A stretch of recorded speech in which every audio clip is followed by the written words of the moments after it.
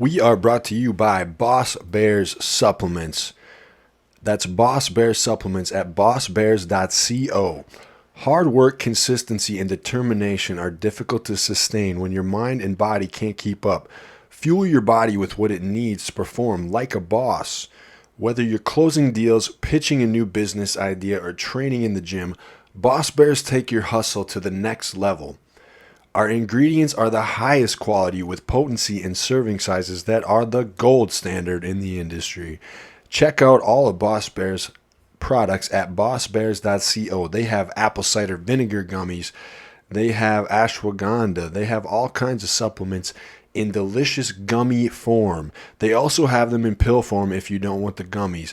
I prefer the gummies. They are delicious, and I've tried the apple cider vinegar. They are very good. Use code Nicky at checkout to save 10%. That's bossbears.co, code Nicky. We are brought to you by Clout Power Supplements. That's KLOUTPWR.com.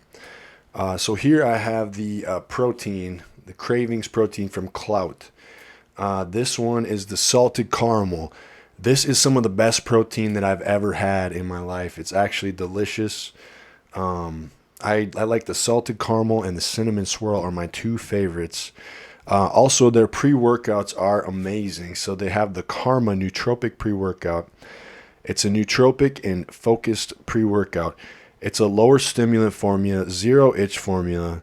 It has 4 trademark ingredients, and has fully dosed ingredients. So far, the Arctic Cherry is probably my favorite of the Karma pre-workout. Also, try the Nero Aminos from them. And also the High Stimulant Mamba is some of my favorite too. And I really like the Arctic Cherry of that one. So go to cloutpower.com and use code Nicky to save 15%. KLOUTPWR.com. Code Nicky to save 15%. Yo, welcome to the Nicky Free Podcast. We are here with powerlifter and co-owner of Ego Strength and Performance Gym, Sam Deason. Sam, what's up? What's up, man? How is the, you guys just moved location? We're about to move location, so we're moving on Saturday. And are you getting more space? Yes, we're getting about 600 more square feet. Bathroom with a shower. Amazing. Finished ceilings.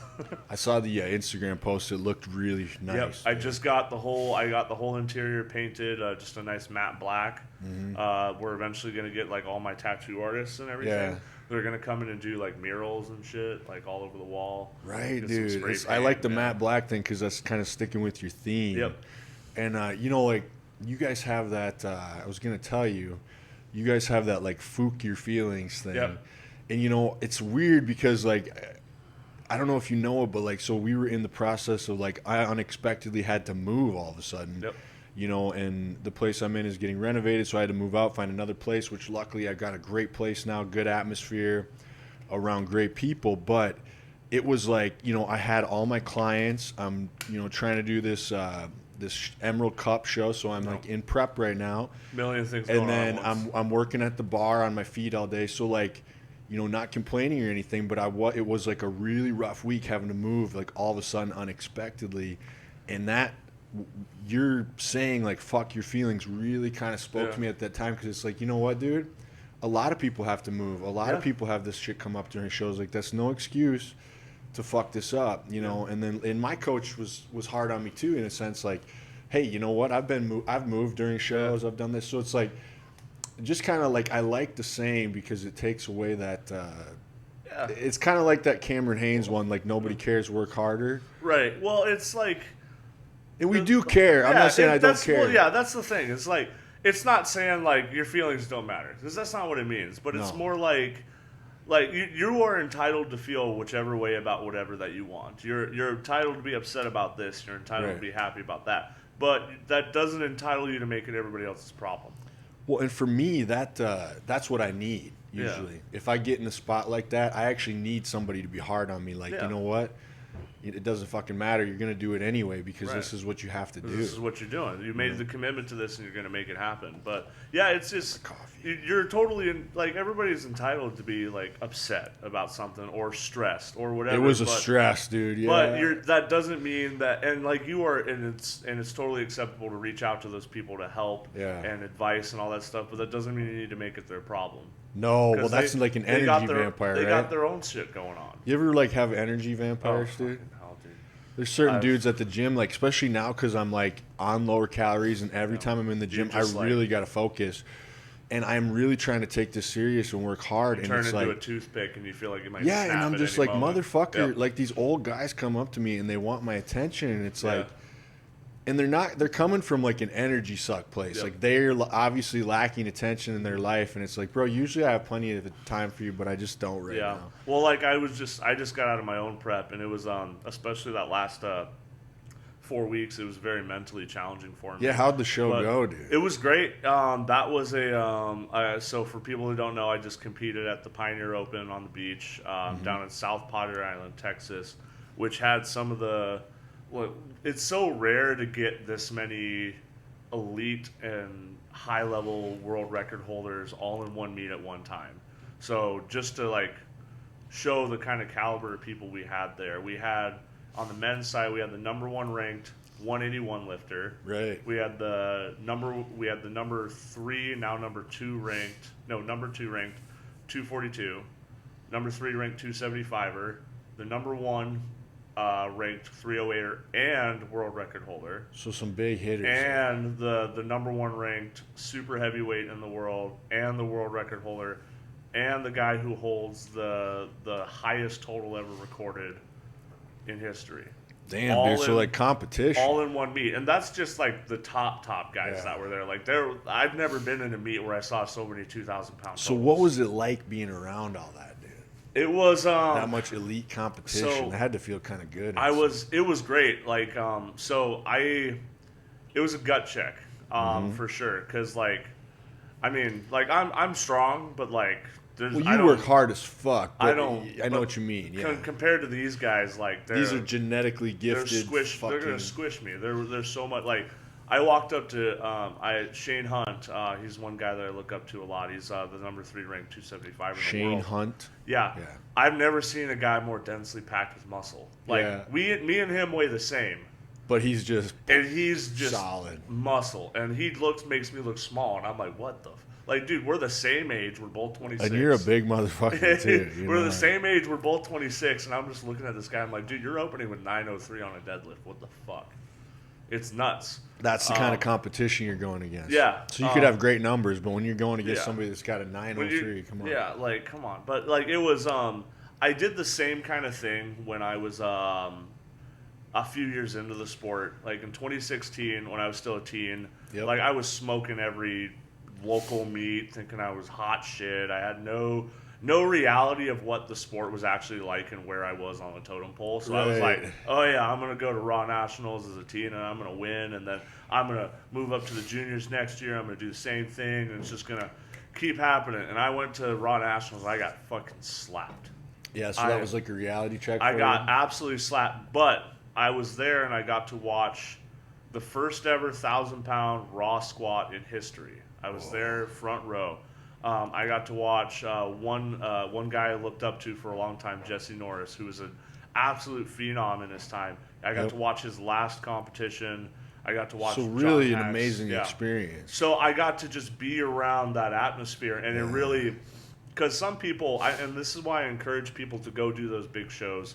Like E-Cup is one of those things. Like I know a lot of people who are doing E-Cup for their first show. Yeah. And most people are going to go, that's a fucking stupid idea. I'm like, well, no, that's the competition's that's insane. a great idea because you're going to find out real fast if you're cut out for this or not. Yeah. Like I went to the Raw Nationals and I got absolutely slapped around. The only reason I didn't take dead last is because someone just got DQ'd. Yeah. That's it. And I went from like feeling like I'm way up here, and I got knocked all the way the fuck down. But it's like good for you. It motivated the absolute hell out of me because then I'm like, oh, this is what's possible.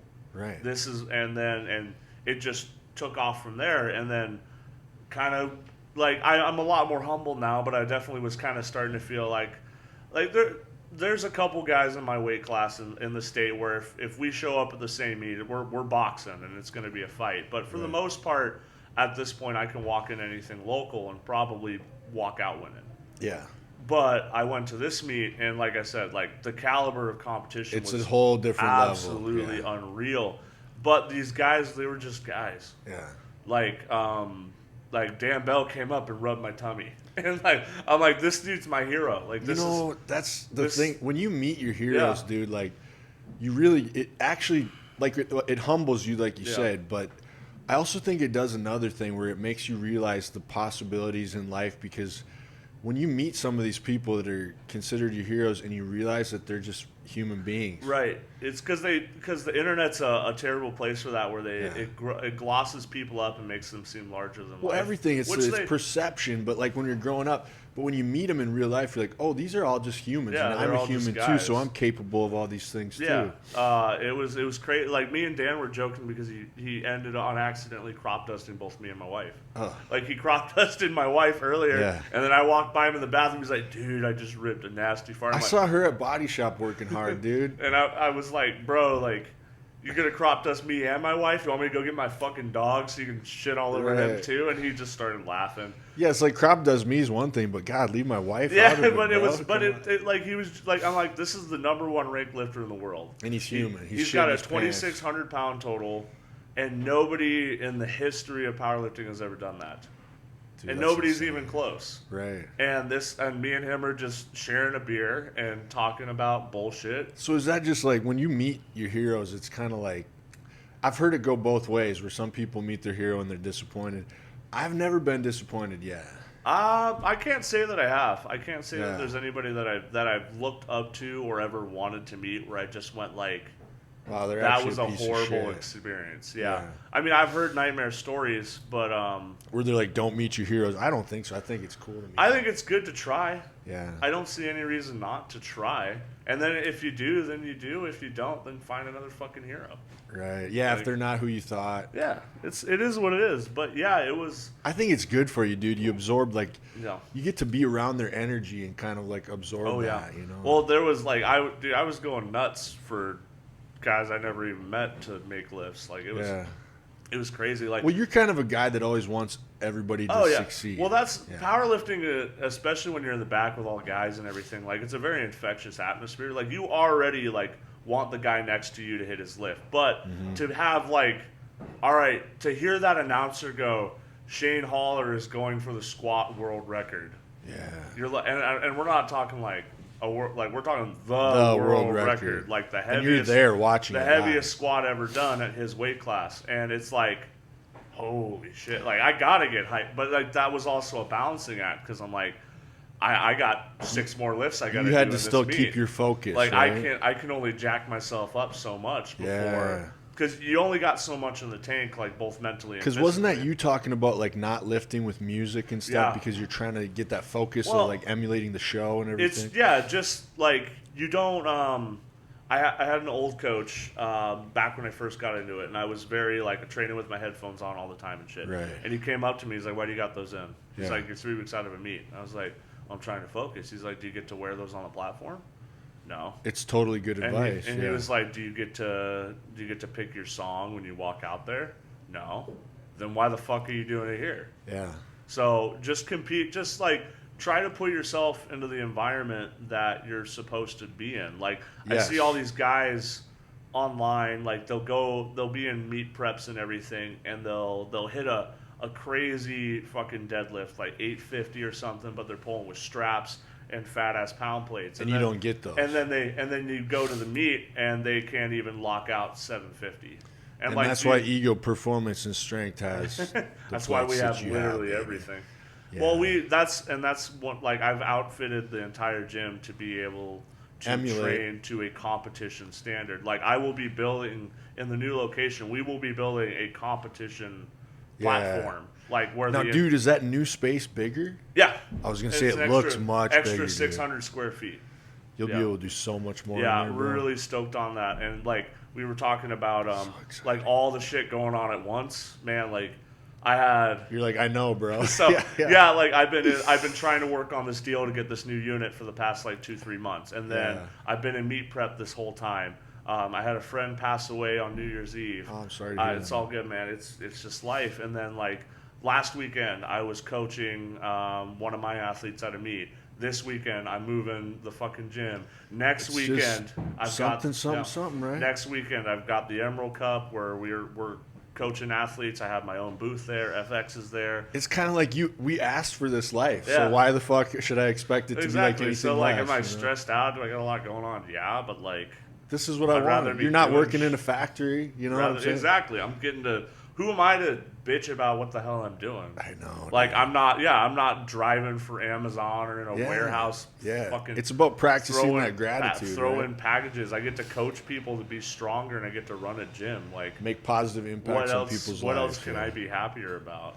Exactly, dude. So like I can't sit here and bitch about like I'm stressed about this, I'm stressed about that, because there's some guy that's digging a ditch who's fucking hating his life. Yeah, and he's trying to feed his family. Right. Like, So like, well, yeah, I'm absolutely blessed to be able to do what I'm doing right now. So agreed, dude. I don't It's a perception thing. Yeah. You have to change up that perception. It's like, Yep. I that's where I was like, man, you're not going to start feeling sorry for yourself a lot. Just keep going. And then I was surprised, like I was worried about the show, and now like just that whole saying, like, it's so silly, but the trust the process thing is so true, dude. Yep. If you do what your coach tells you, like I still got another 45 minutes of cardio today. Yeah. Like so my new schedule is like up at 6, 45 minutes of cardio right away, do my abs, then I shower, then I go eat my first meal. Then usually I have a client actually, unless not every day, but on most of the days I'm not working at the bar. And it's like, this is what I asked for. So why am I going to complain about it? And plus, like, I'm capable of doing it. And like you said, we should be thankful, dude. Yeah. Like, oh yeah, and like trusting the process and everything. A lot of people, especially if you haven't done a show, you don't understand. Like, there's so many people that panic and chicken out and everything those last 2-3 weeks. well, I thought about it. I was like, should I actually do this? He's like, listen, it's going to happen. You just got to go through it. And then, like, if they just waited 3 more days, they would have noticed that those hamstrings pop, or that line in the chest and everything. Like, you just waited that little bit longer. Like especially when you get a hold of yourself and with a coach that really knows what they're doing. Like, you gotta trust them to do the job that you are paying them for. Yes, and then the thing is, you have to follow the protocol exactly. Yeah. So I've noticed that, and then you build confidence in yourself because you're doing it every day. So whatever happens at the Emerald Cup is not going to matter to me because I know that I did everything I was supposed to do. You already won from the standpoint that you're on stage. Now, if I start fucking up and like not following protocol, so that's why it's been really, I don't want to say easy, but like it's kind of been easy the last few weeks to be exactly on point with cardio, food, everything, because I know there's really no other option. Yeah. If I even fuck up once, it's done. Yeah, it's gone. Exactly. So don't fuck up. Exactly. Don't skip that set because you feel tired. Right. People are like, well, is it hard? It's like, yeah, it's fucking hard. It's like, yeah, but it's like there is no option if I don't. No. I can't make even. It's as hard as you make it. Right. Right. Yeah. So you just do it. You just do the shit. It's as hard as you let it be. If you tell yourself, if you're telling everybody and telling yourself, and you have the mental state of waking up in the morning, you're like, God, this fucking sucks. Then it's gonna actually, suck. I kind of love it. I'm like, I think I'm gonna carry this into even after the show. Like, I love this idea of getting up right away at 6, doing something active. Like, even when I start bulking again, I feel like I need to start doing. Well, that's what I do every morning. Is I get up and walk a mile every morning. Oh, dude, and I'm a fucking power lifter, but it's so good for your heart. Heart disease runs in my family. Yeah, dude, so, you gotta do it. With everything that I already do to myself, what the hell am I doing if I'm not trying to take care of myself? So you gotta think about longevity a little bit, right? Wake up. As soon as I get up, I go walk out on the treadmill. Yeah. I got you eat first, or you just do so I think there's something big about empty stomach movement, and then when you do eat, your body feels thankful because you just did some activity. And it depends on the phase I'm in and everything. Like, if I was still in prep, I would be eating then walking because you have to eat all these calories. But I'm not in prep right now, so I'm waking up and I can take my time a little bit. It's funny because people have this weird perception of power lifters, but it's like you're still having such a like you get to eat more fun stuff sometimes. Like I'm watching your Instagram stories, I'm like, this is dope. Yeah. This is dope. You But can. well, yeah, but I'm should also you? seeing but I'm also seeing like you still like you have like your eggs and rice in the morning. Like you're still on these certain protocols of food and everything. Like so it's like maybe you have a little more play than like a bodybuilder Yeah. getting close to a show. But you're still like putting all this work into getting the proper like macronutrients into your system. If I'm, like if I'm running late or if I got shit going on, I can stop at McDonald's and get a fucking burger and fries, and like it's okay. But like, should I? Well, that's Like up to I you. can't tell you how many times lately, like where I'm just like sick of bad food. Right I was now. telling you, like, where I'm just driving home and I'm like, I could stop and grab something, but I got think it's rice. like I think it takes it's me a, 5 minutes to cook those eggs. it's like a 90-10 thing, dude. Yeah. If you just do that, like not obviously not when you're in prep, then it's 100%. But and I was telling you it's weird because like I'm like just on basically protein, veggies, almonds right now, and it's weird because my system has never felt more clean. Yeah. And it's really kind of feel healthy. It makes you wonder like It makes you crave to continue to eat that healthy food because you're like when you start to feel that good, you don't even go like, I want that big greasy cheeseburger. It starts changing you to like realize like feeling good is better than the like I look forward to my eggs, chicken, and rice. Yeah, but trust me, like the day after the show, my friends are taking me out to eat. Yeah, but that's different. We have a whole plan. And we're talking about the day after the show. We're not talking about 6 weeks from now. No, it's different. It's very different. But no, because actually the day after the show, I'll go enjoy maybe even a little on the Monday. Actually, the Monday I'll probably be right back on my protocol. Dude, I didn't even post my own meet recap. My coach did because like I just didn't want to be. All I could think about was like, all right, what's next? Like, let's go. Like I was around all of that, and I'm just like. It doesn't feel like a finish. It feels like a first. Yeah, of like, it didn't feel like, oh, I just accomplished this. Now we get to rest. No, it was like, no, I just unlocked another door. I want to keep going. Let's walk through it and look at how long the stairs are for the next climb. You know what I mean? Right, because you look at where you started. Yeah. And then where you are now, and then it's like, wait, this isn't like the end. This is just part of a long journey. I didn't even give a shit about posting the reflection or any. Like, I sent all the videos of the competition to my coach, and he's like, do you want me to post these or do you want me to wait? Because like I don't want to take away your own recap. I mean, honestly, dude, that's kind of healthy. Dude, I don't even want to be on my fucking phone right now. Like, all I want to do is all I can think about is getting home and getting back to the grind. Recovering and getting right back on it. Like, well, the weird thing is, I actually love the grind part. So that's why the if show is kind of. If you don't like to train, you don't do this. I love to train. That's why like this whole bodybuilding thing's different because it's different. Yeah. Where like just training is like training every day.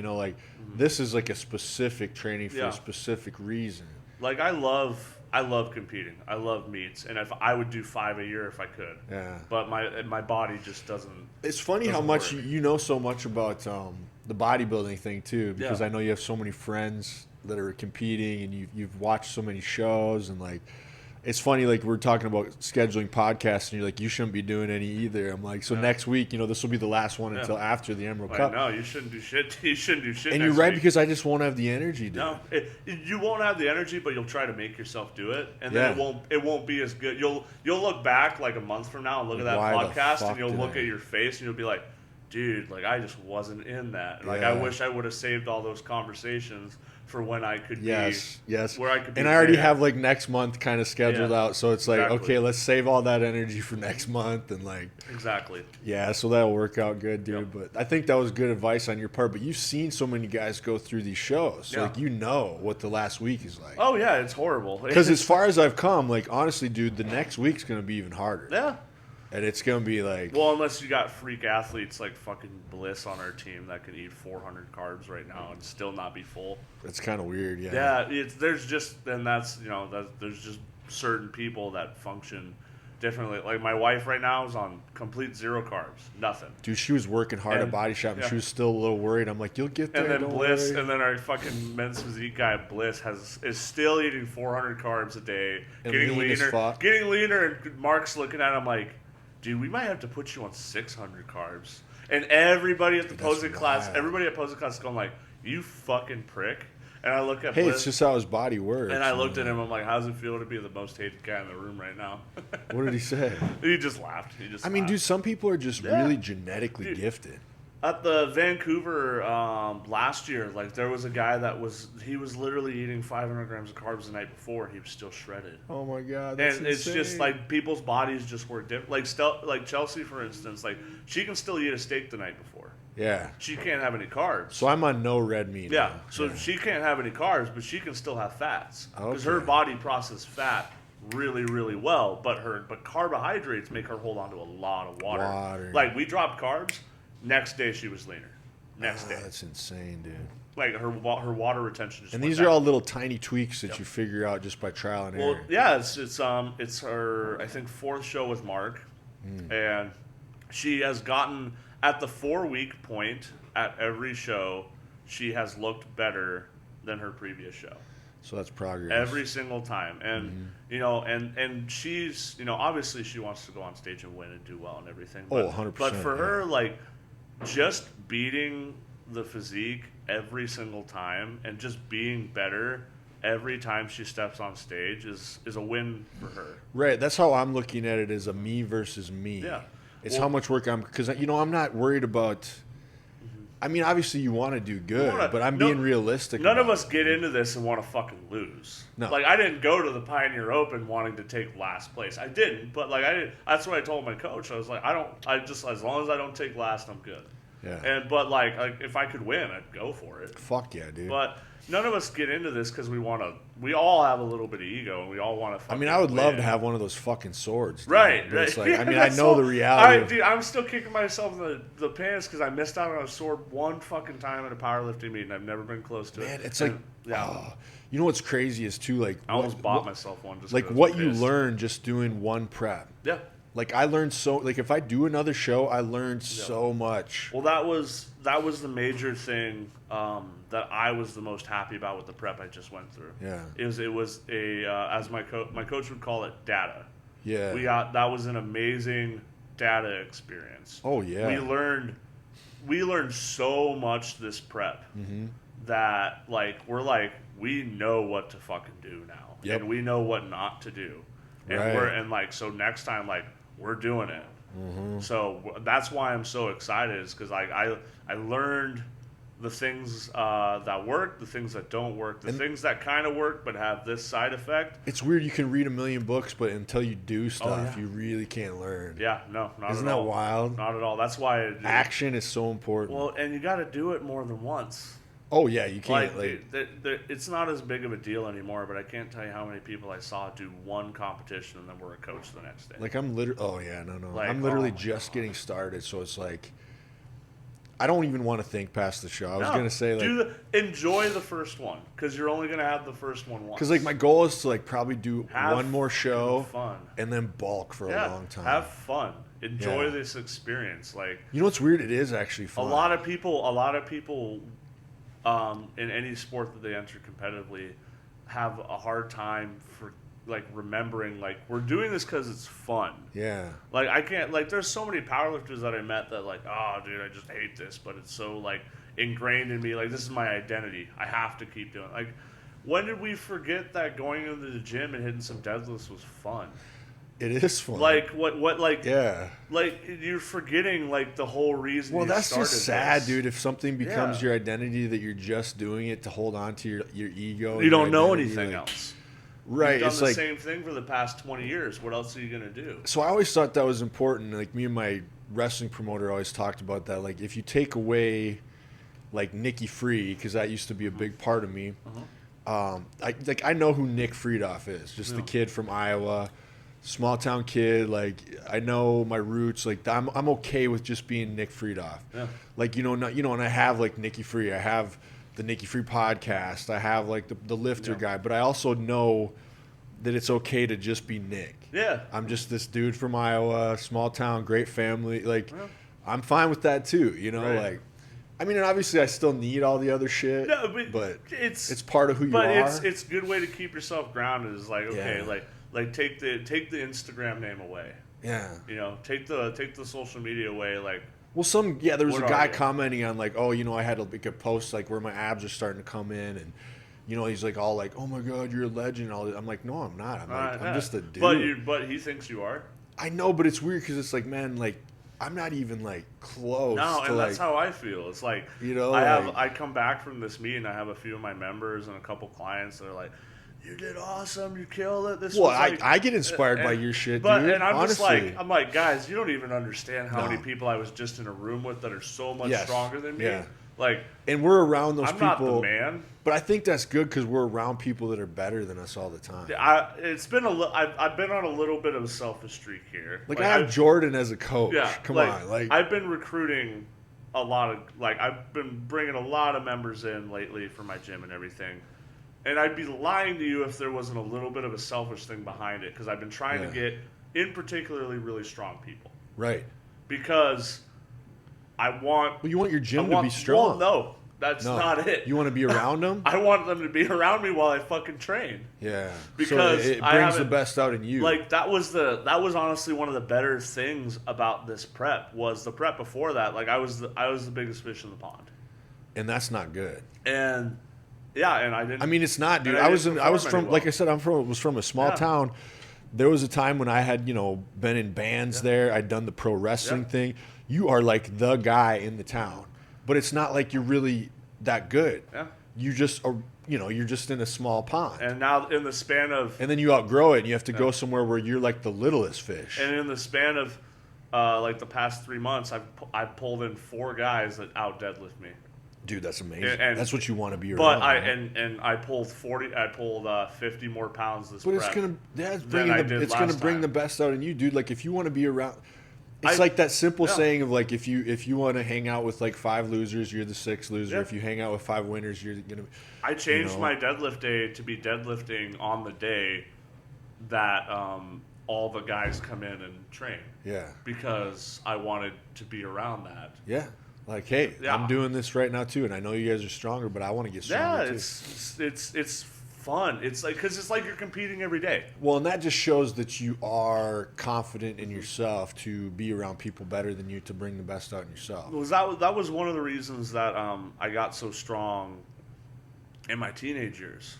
Being around like really strong people. Not just that, but I had the same training partner. Yeah. For like we don't train, we don't talk anymore. There's been a whole other shit with that, but anyways, he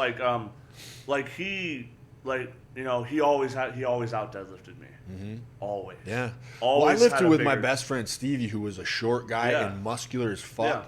Like if he trained right now, he could out deadlift me in like no time. So like I had the total. Yeah. But he always out deadlift. There was always that one. Dude, you got to be around those people. There's always that one lift that he just had me on, and I couldn't touch him. So I'm like, there was always that like, one day I'm gonna beat him. So like when I went to college, that's what gave me the confidence to even enter wrestling school. Was like, I was a tall, skinny kid, basically. Like I guess I had been lifting a little. My uncle Jeff had taught me some lifting, so I'd already been working out. But I ended up living close by these dudes that were like a grade or a couple grades older than me that were from the same school, even though we moved to college, but they were from the same town as I was. But in school, they were like the fucking elite athletes, wrestlers, football players, all this. And I was just lucky enough to get to like be thrown in the mix with these guys. And we ended up like, first of all, I did pass school, don't know how, because all we did is we'd fucking like party on the weekends. And then we'd go like run to Blockbuster Video, rent a shit ton of like Sylvester Stallone movies, stay up, watch them, get up, eat the next day, go to the fucking gym. And these guys taught me how to lift. And like, my point is exactly what you said. These guys were all so much better athletes than me. They really want to be better. They taught me how to lift. Yeah. I mean, they taught me how to train, dude. Like it changed my life. Oh yeah. This is like Scott Truca, Marty Beck, Gooey.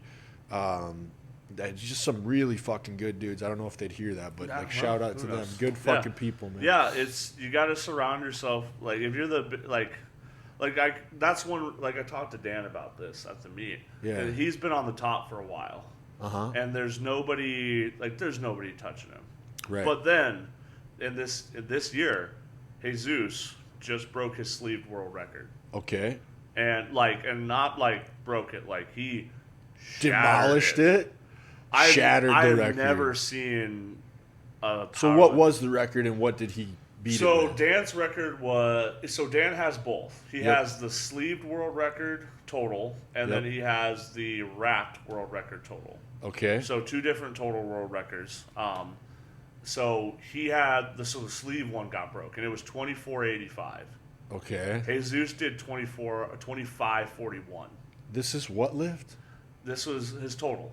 So Oh, bench, total, squat, total, and total. deadlift, Gotcha, all gotcha. three. He did, and this guy's 2 years younger than me. Jesus. He did 1036, 600, and like 909. Holy shit. 600-pound bench? Yeah. Dude, And that's insane. He's 24. Yeah, that blows my mind.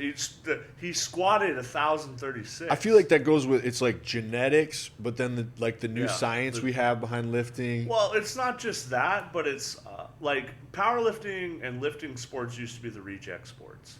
And now they're Like mainstream. it was all the athletes that like couldn't make it to D1, couldn't make it to the NFL, couldn't be pro wrestler, like all that kind of shit. Yeah. Like so they chose lifting. Because was there any money in it really? Or No. Is there any money in There it is now? now. Okay. The meet I just did, they gave away $112,000. Oh shit. Yeah, but like You win that. That's a good payday. But man. like now that there's fame to this and money to this and Well, everything. you get Instagram, your Instagram blows up, you get deals. A lot of these guys who would be D1 athletes are choosing powerlifting. So Mm-hmm. like I look at Jesus, I'm like, he'd be a D1 football player. Right. But he chose powerlifting, and that's why he is succeeding so much. Is because he'd be good at just about anything he decided to do. So kind of like a Brock Lesnar dude, like whatever sport. Yeah, it just so happened that the one he did chose was like the best thing he could have done. Right. But he absolutely, obliterated. So now Dan's sitting there like nobody was pushing him for a while. Yep. And now he's like, oh, someone's close. Because like to put it in perspective, like there's only been. Before Jesus just did it, there's only been 3 guys ever to total over 2,500. Yeah. And Dan's the only one to do 26. The other 2 guys who did 25 are retired. Okay. So it's just him. So when you're sitting at the top alone, you almost want competition. Where's the fuel? What's going to make you? Yeah, exactly. Because right now he's just check collecting. But now it's always competition that makes you the best. But dude. now someone's close. Yeah. So now he's like, I got to put my stamp back down. Otherwise, it's too much. It's too easy to fall into complacency. Yeah, absolutely. You know what I'm saying? Without somebody chasing you Yep. or pushing you. Why? Like, we always go to wrestling. Why was The Rock and Stone Cold so good? Right. Because they were both fucking fighting for that spot. How fun is it to break your own world record versus Not how as fun fun is it to take to it own away somebody from, else, to take it away from somebody? No, that's so true. Like a world record's a world record. I mean, don't I get me love wrong. competing with yourself, right? Yeah. Like that's the big thing in the gym. Yeah. But there is something about, dude, like that's why it matters when you said you have these guys at your gym that are like really good because you want to be around other people. Like you're not going to get the same level of performance out of yourself without having other people around to compete with. Because you just like, I got an ego. I want to be fucking better than people. Yeah, I want to be and stronger. you want to beat yourself. Like they always say, don't compare yourself to others. Comparisons a thief of I want to be. happiness, but I want to be the strongest guy in the room, but I never want to be in that room. You know what I mean? No, you want to be in the room where other people are Yeah, stronger. like than you, so you can I keep like as getting soon as I'm out of that room, I want to be in the next room. Because how do you get to be stronger otherwise? Yeah. You can't. You're gonna hit a wall. Yep.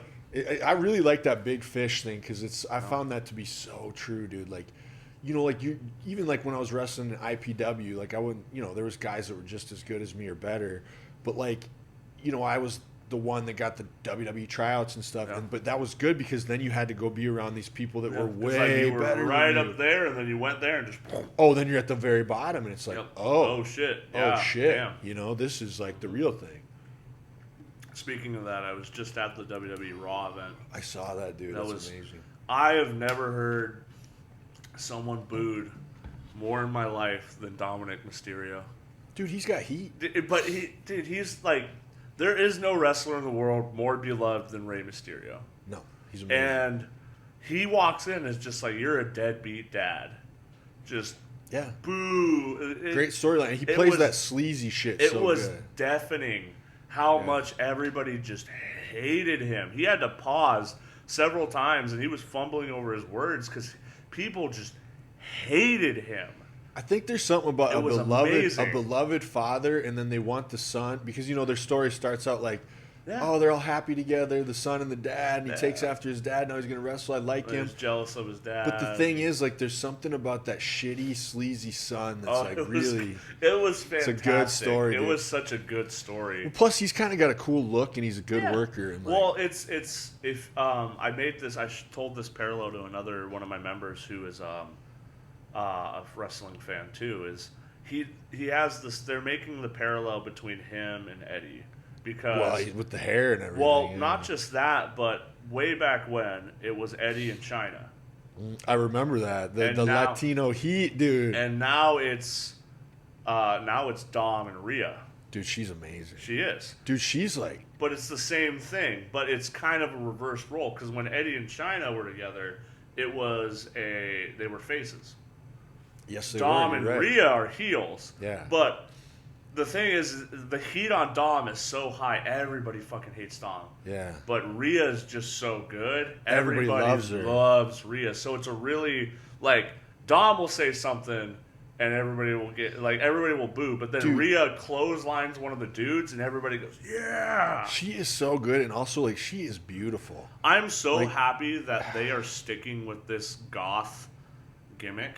Yeah, that's what I'm saying. Like 'Cause it's nice to see a it's really. refreshing. It's nice to see a really beautiful girl that's like Yeah. not traditional. It's different. It's different. It's like it's Like I'll see your Instagram posts and like all the tattoos and shit. I'm yeah. like, Like damn. how many tall, blonde or brunette girls with abs wearing the same kind of Right. ring gear have been. No, she's got something unique. And that's why Charlotte and Rhea were so like oh my god, dude. so combustible elements because Charlotte. I need to go back and watch WrestleMania again. You look at Charlotte and like that is your stereotypical perfect scenario queen. And then you got Rhea. Royalty. Ric Flair's fucking daughter. And then you got Rhea, who's on the complete opposite end of the spectrum. Yep. But they're both Goliaths in their own right. And like it could only ever be those two. Fuck, such ever. a good match, dude. That was fantastic. I need to go rewatch that, and I want to rewatch Reigns and Cody.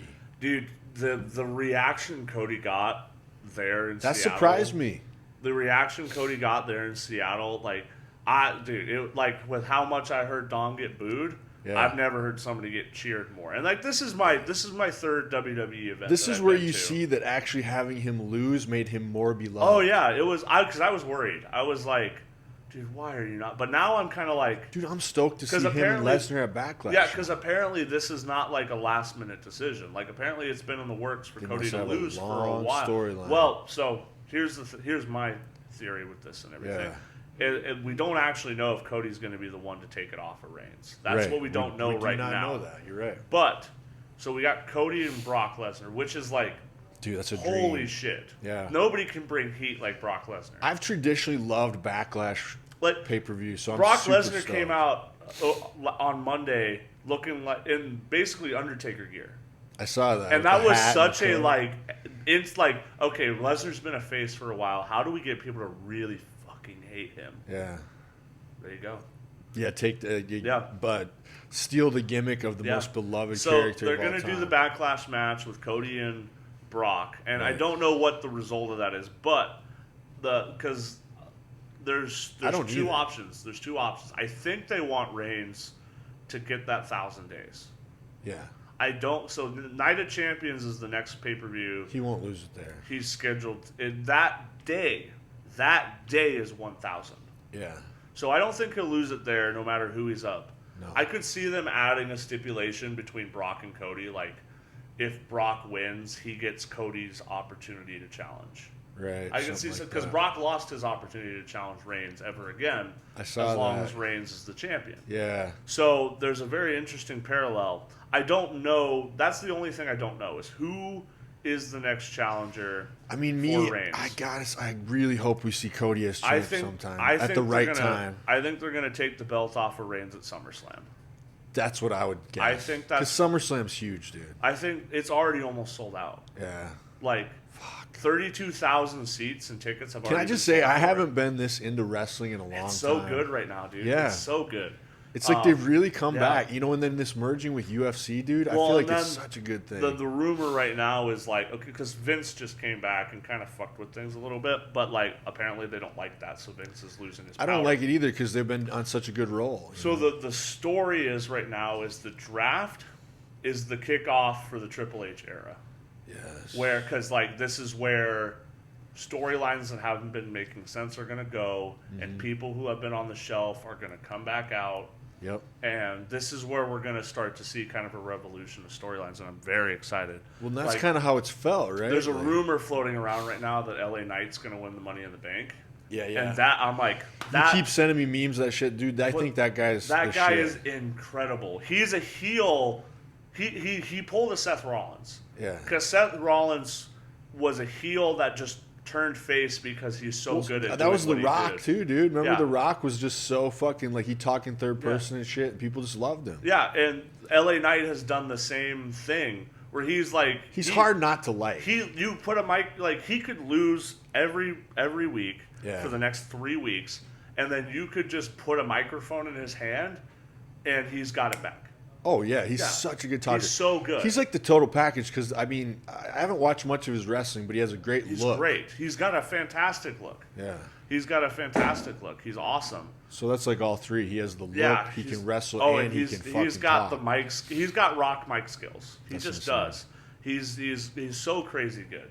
Yeah. And it's just. I'm so excited for wrestling right now, dude. Like as a fan, it's just fun to be watching now because like I don't know what's gonna happen next. It makes me feel like a kid again, kind of. Yeah. It's like it's just like I'm watching a good TV show again, and I get dude, to it was see, like, so the story funny develop. because I was like, we have the Peacock network at work, and like I can't put it on if there's people there because you'd have to pay for it. Right. To show it, but like when I'm cleaning up at night, sometimes I'll put something on. Yeah. And I threw on like WrestleMania 14, and it was like I was like doing something else, and the girl I was working with, I'm like, where'd she go? And I'm like, oh, she got caught watching wrestling. Yeah. So I walked to the back, and she's just like enthralled, and it was like a Sergeant Slaughter China Triple H thing going on. Yeah. And she's like, is this what wrestling is? She's like, I would love this. So like they're moving a big like. There's been a shift lately where they're kind of moving back to how they did things in the Attitude Era. That's what I mean. Because that's Triple H, dude. They're very faction reliant right now. If you just watch the Raw, there were essentially 4 different factions that all brawled at the end of it. Like there was they started the show off, and it was the Bloodline kicking off the show, and then the Judgment Day came out. Yeah. And then Paul Heyman's like, oh, due to Roman Reigns, these 2 groups are working together. But Finn fucking hates Roman. So he's just sitting there just going like, boiling the whole time. He's like it or not, this is what's happening. But the Bloodline got done with their job. Yeah. The Judgment Day didn't. So there's already some seeds that being planted. Like, these guys aren't going to work together forever. And there's going to be some kind of implosion. Like Rhea was just... Dude, that's just so good Rhea for storylines. was just mean-mugging Solo Sikoa the whole time. So you're just building storylines for the future. Paul's like, Jay, switch spots with Sikoa. And Rhea just would move and start staring at him again. And he just looks at her like, are we going to have a problem? And she's like, not right now. Not right now. And I'm like, this is the woman... And this is Solo Sikoa, a guy, and they're just and then like at the end of it, the LWO came out, and it was Sami Zayn and Owens and Matt Riddle and the Bloodline, and they were just all brawling, and I'm like, damn, dude, this is some attitude. So I love that shit. This is some attitude era shit, and then we got heel Trish Stratus. She looks amazing. Heel Trish, dude. I was live when she did her heel turn. I was there. You sent me that, dude. I like I like her saying too, like, I'm not a nostalgia act. I'm not your fucking person you grew up on. I'm not your fantasy. I'm the best. Yes, I'm the best right fucking now. And not from the past, not nostalgia. I'm the best right fucking now. I was watching it. I was live watching it, and just the pause and everything that they were doing and how quiet it was. I was like, someone's going to turn heel. I did not think it was Trish. Yeah. I thought they were going to try to flip Becky again. Mm-hmm. And no, and it was Trish that just absolutely went ham on her. And I'm like, I look at my brother sitting right next to me. I'm like, what the fuck? Yeah, dude, you sent me that on I'm Instagram. like, holy shit. Like, Attitude Era, Yeah, this is all attitude era to type the shit. limit right now. It's amazing. I love it. Ooh, I gotta say, shout out to you were talking about Finn Balor. That Edge Finn Balor Hell in a Cell was amazing. Finn Balor is the toughest motherfucker. Did you on see the planet. that fucking cut, dude? Dude, so he had about a cut like probably about that long. Yeah. That was split on his head by about an inch. Yeah. They injected him with a numbing agent Off camera. and then stapled Quick. his head with 21 staples. So they go and off. he went right back into the match. He gets a ladder thrown at him in this Hell in a Cell match, busts his head open. Yep. We don't know what's going on. I see a bunch of blood dribble on the mat. Yeah. Camera goes off him onto Edge. Because we're both going like, oh, they just don't want you to see them bleeding. That's what I'm thinking. I'm like, oh, lame. No, I was like, his oh, head is yeah, sliced yeah. the completely I was open. thinking, oh, lame. They're not allowing Yeah. blood because it's not no, as cool as it used to be. It was so bad that if he would have got hit again, we're talking like. So little did we know off camera, like you said, they come out and they staple his fucking head shut, Yeah. and he finishes the match, and it's an amazing And match. then he works the next two Raws. Yeah. He comes out and he wrestles Ray at the Raw that I was at with a torn calf too. Man, he's the fucking man. Like, and Ray's headbutting him. Yeah. And he's still Finn got Balor stitches is the in there. fucking man, He apparently has a torn calf or something like that. Anybody and he still that's- worked a full 15, 20-minute match with Ray. And Right. Ray is so high, like, pace that you have to keep up with him. When they hit the music, I was just like, oh, yeah, Damian Priest is going to come out. And I'm like, there's no way Finn. Like, it's not going to be Finn because he's just... He's beat up. And then he like, But no he's the way. fucking man. Anybody that thinks wrestlers aren't tough, just go fuck Holy yourself. shit, dude! Like, yeah, just go look at Finn Balor's Instagram or his Twitter and just Because that head injury was insane. tell me that like I've seen like better head injuries from car crashes. Yeah. Like Like that not was as bad ones, you mean? Not, right. that was gnarly. That was so fucking crazy. gnarly, Yeah, dude. it's so good to be a wrestling fan right now. I just have a couple friends that just started picking it up again too. Yeah, I'm like straight up they're nerd. like, it's awesome right now. And awesome I'm right like, now. it's just so good right now. It's so fun because you don't know what's going to happen. Yeah. It's really interesting. It's like enough of that bullshit of like, oh, it's not as good as it used to be. All that. Look at what we got, dude. You're missing out on everything if you start. They thinking just like need that. to split the titles, though. That's my only thing right now where I'm like, just split the titles. Yeah. Like because it's happening because there's a little bit of a demand from both of them. Because I'm a huge fucking nerd, dude. I listen to wrestling talk shows and stuff about this. All the time. I do a lot of podcasts. If you haven't listened to the What Culture Wrestling on Okay. YouTube, that's a really good like insider information Yeah. YouTube channel. Got it. But like, there's pressure from both TV networks that Raw and SmackDown are on right now. They're like, we need a champion on both. On each network. Because Roman's not going to work both of our shows all the time. No. He's almost not even there every week at this point, which is kind of okay. Yeah. Which is he doesn't need to be, but it actually makes the belt kind of more prestigious. But there's no other number one guy. That is So true. it's so how do you sell the other show? Where we've existed, there's been this. I hate the stigma of the unifying the belts that has been like a trend since like 2015. Yeah. Like I don't enjoy it. Like I get it, but like it's just kind of like did we really need the tag titles and the world titles unified at the same time? Like really? Right. Like I get it. You're trying to make that like champion of champions. Just the type one feel. champion, more but prestigious. Like, just yeah. have the like they did it so well both times when Drew was champion and Big E was champion. They both wrestled Roman. Well, and then the thing was like when the championship belt used to be a single belt and the tag belts were a single belt, like during the Attitude Era and like once SmackDown started, like you would see the champ on both shows. Bring back the big gold belt. So it made that's Bring my back the big gold belt. fucking belt. But you know what I'm saying? So like it made sense. But if you're not going to have the champion work both shows, like you almost have to split. They did a good job when Big E was a title holder. Miss him, want him to come back. Yeah. And then Drew was a title holder. They did because they always do Survivor Series and they always do the brand versus brand. Dude, I stuff. love Drew too. They do that. Guy's the shit. They always do that brand versus brand stuff. Yeah. And just have the two champions have a match. Yep. And whoever wins is the better champ, which is what they did at Survivor Series. They didn't unify the belts until it was Brock versus I love Roman Survivor again. Series too. Dude. They did Drew versus Roman, and Drew lost. So Drew was still the heavyweight champion, But Roman was the Universal champion. and you saw that and you knew, hey, Roman, like they're both champions, but Roman's the guy because Roman beat. Dude, how cool is Roman? Like just the whole story of when they first pushed him, people didn't like him. The best character flip ever was. Yeah. I don't know why it took this long to make him a heel. Like he is at the peak. He loves it. He loves what he's doing.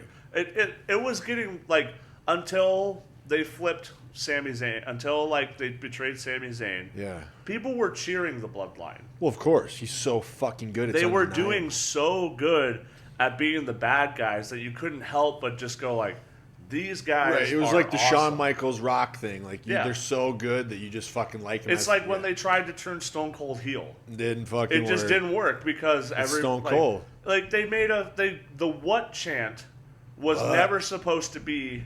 What? It was never supposed to be a good thing. You get your protein. What? Get some creatine. What? It was get your BCAAs. Yeah. What? It was never supposed to be a thing. Right. But he did it to try to annoy people. And it was annoying, but you know everybody just did it back. I kind of like it. Everybody just did it back. Well, it's just like He said he got that from like he would call Christian on the phone and he'd leave these funny messages. What?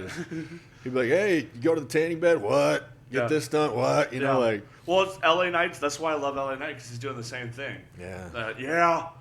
It's great. I love it. And then you have dude, there's nothing like a good And then Seth. Seth is like the most over guy on the planet. Dude, he's amazing right now. Like he literally, with one character, went from face, heel to face, all in one go. That's what I'm saying. And all that changed. It was just the people he was wrestling. He started off when he was wrestling The Miz, when he first started that character, he was a face. Yeah. And then when they put him in the programs with Cody, he was a heel. And then he just organically came back. Dude, look at the talent we have. Anybody that's like, it's not as good as it used to be, look at the fucking talent now. Just watch an episode. It's on point with Attitude Era. Watch an episode and tell me how many. Finn Balor, Cody Rhodes, Seth Rollins. All you got to do is tell me how many people you hear. How many times do you hear the crowd sing someone's song? That's all you, and that will tell you how over and how good the talent pool is right now. Like everybody sings Seth's and song. the strongest female. Everybody sings Ray's. Yeah. Everybody sings Rhea's. Everybody sings. Like Cody, everybody fucking blew the hell up. And then same with Bobby Lashley. Bobby Lashley's music sucks. Yeah. But everybody sings it because he just does he's so fucking good, dude. Boom. And I was sitting there like, this is lame, but it's... Dude, does Bobby Lashley even age? I don't like Bobby Lashley. Yeah. At all. I think he's boring as fuck. Yeah. Put him back. Redo the Hurt Business. Uh-huh. Why did they take that away? They had a very... I don't know if that was when you were watching or not. No. But there was a really good faction that was the Hurt Business. Okay. And it was all African-American wrestlers. Yeah. And it was... Bobby Lashley was the head guy. And then there was Cedric Alexander and Shelton Benjamin. And they were a tag team. I fucking love Shelton Benjamin. And then you had MVP. Dude, I love MVP. And you had him basically in the Paul Heyman role. Dude, how good is MVP? And that was was the faction, and there was a very short time where Bobby had the World Heavyweight Championship, and Cedric and Shelton had the tag champs. It was a very short amount of time, and then they just split them up, and I was like, come on. But that was another faction that worked really well. It was so good because they rolled in with suits. They looked really perfect. They were the Hurt Business. I'm trying to get a suit. I want to start rocking that kind of. It was just so they were just you had the Bloodline where they were all tattooed Islander guys, and then you had the Hurt Business. They were all professional, MVP. So the fun group, and then the fucking MVP is so fucking good. He's good. They need to do more with him. I appreciate them putting him with Omos, but Omos just is not. He's just another big guy. Now, granted, he's a big guy that can move a little bit better than the rest of these big guys can. Right. But he just doesn't have enough personality. Okay. So put him back with Bobby. Yeah. Just put him back with Bobby. Just a fucking big dude. Yeah. Sometimes you need those people that are just in the background, but they're just big, intimidating guys. Because Bobby can talk. I just think when Bobby's a heel, he's great. Yeah. Because then he gets on the microphone and he's an asshole. Right. But when he's a face, he's just kind of... Because he just, like, the crowd cheers him just because he's the big, strong guy. He's fucking huge, and everybody dude. gets the nostalgia bump because they think not old ECW, But the like, new ECW they from think the... all of that, and they're like, oh, yeah, it's Bobby Lashley. Dude, I loved that era with the new ECW kind of. Like, remember Yeah. that shit where it was like... Like 2000. Like, if Cena wins, we riot and all that shit. Oh, that was RVD great. and, RVD like, versus Cena. That was amazing. we had Terry Funk and Mick Foley Terry versus Funk, yeah. Edge and Mick Tommy Foley. Dreamer. That's still one of my favorite WrestleMania matches ever. Was Edge versus Mick Foley. Oh my god, such an where underrated he spears one. him through the flaming table. And that was one of the matches that kind of stole the show that nobody expected. Oh yeah, it's like because and Mick Foley did that with a lot of guys. He did it with Randy. He did it with Triple H. He did it with Edge, where he's the hardcore guy. Dude, he's like he's not underrated because he is rated well, but if people don't realize, like, he's one of my favorites Love of all Mick time. Foley. He's the one that gave his body, mind, and his soul in every aspect to this. And if you ever listen to that guy, man, he is like the greatest human being. And see, I watched him when he was over in TNA too. And I thought he was good in TNA. And he was good in TNA because he was like the top guy. Dude, he even It had was some hilarious. great matches in TNA when he was like beat the fuck up. Well, that's what I was. I don't remember. I think it was you that talked about that. It was like Kurt Angle when he was over in TNA. It was great. Some of his best matches were in TNA. Yeah. But that's not for a good reason. That's because TNA didn't give a shit how many Percocets he took. He was really... But, like, you never saw Kurt Angle do a moonsault off of the stage onto a table in WWE. No, But was... in TNA, he did it. I think he was pretty hard on himself during that era, but he had definitely had some good... Like, I'm saying, he, like you said, he was... Yeah, he was coked deep out in of his mind. fucking drug problem. But, I mean, holy... Like, him rolling up and headbutting Samoa Joe the first time they meet, and he hit him so hard he made Samoa bleed. When all that main event and that wasn't shit, supposed to... I love that main event Yeah, that shit was cool, man. Yeah, it was... Yeah, I mean, it was the old dogs coming in and that was... And they would do the suit thing. And that was one of the downfalls of TNA was, like... Too many old people. They relied way too much of bringing in hype talent. They brought in Bischoff, Hogan. They went to... That's when it... Monday night, trying to compete. That's when it... It's when they lost their special uniqueness. That's when the downfall was. Like, it was great. Like, I still remember watching Slammiversary, and, like, it's Kevin Nash and Kurt Angle versus Sting and the mystery partner. Yeah. And they're like, you've had history with this guy. He's a former world champion, and he doesn't like you. And then fucking Booker T walks out, and I'm like 8 years old. I'm like, yeah, let's go. Booker T's great. But it's when they brought in Hogan and Bischoff. It's weird though because I was like excited about that because I remember like. Well, who wasn't? It was Hulk Hogan. Yeah, I remember watching like, oh my god, Monday we'll have to flip between the channels. Then they took away the 6-sided ring. Yep. And then they moved and then they made the blue brand. So they lost their niche. Yeah. They lost their uniqueness. Because like the thing with like TNA always felt a little more underground, just a little bit. Oh, definitely. And they had the 6-sided ring, so it was a lot more high pace. Like they did the lightweight guys way better than WWE ever like the did. X division. Yeah, because basically what the X division was the cruiserweight division. Yep. But they made the cruiserweight division feel like it was important. Right.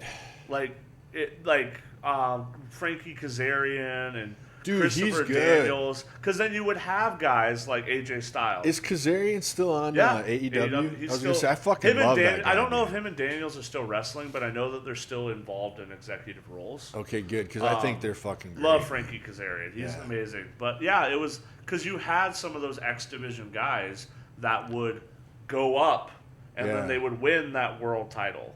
Right. And like you had AJ Styles. Well, AJ Styles is the best of the best. Yeah, you had that example. But still to this day, I love that was Undertaker's last match, dude. Yeah, with AJ.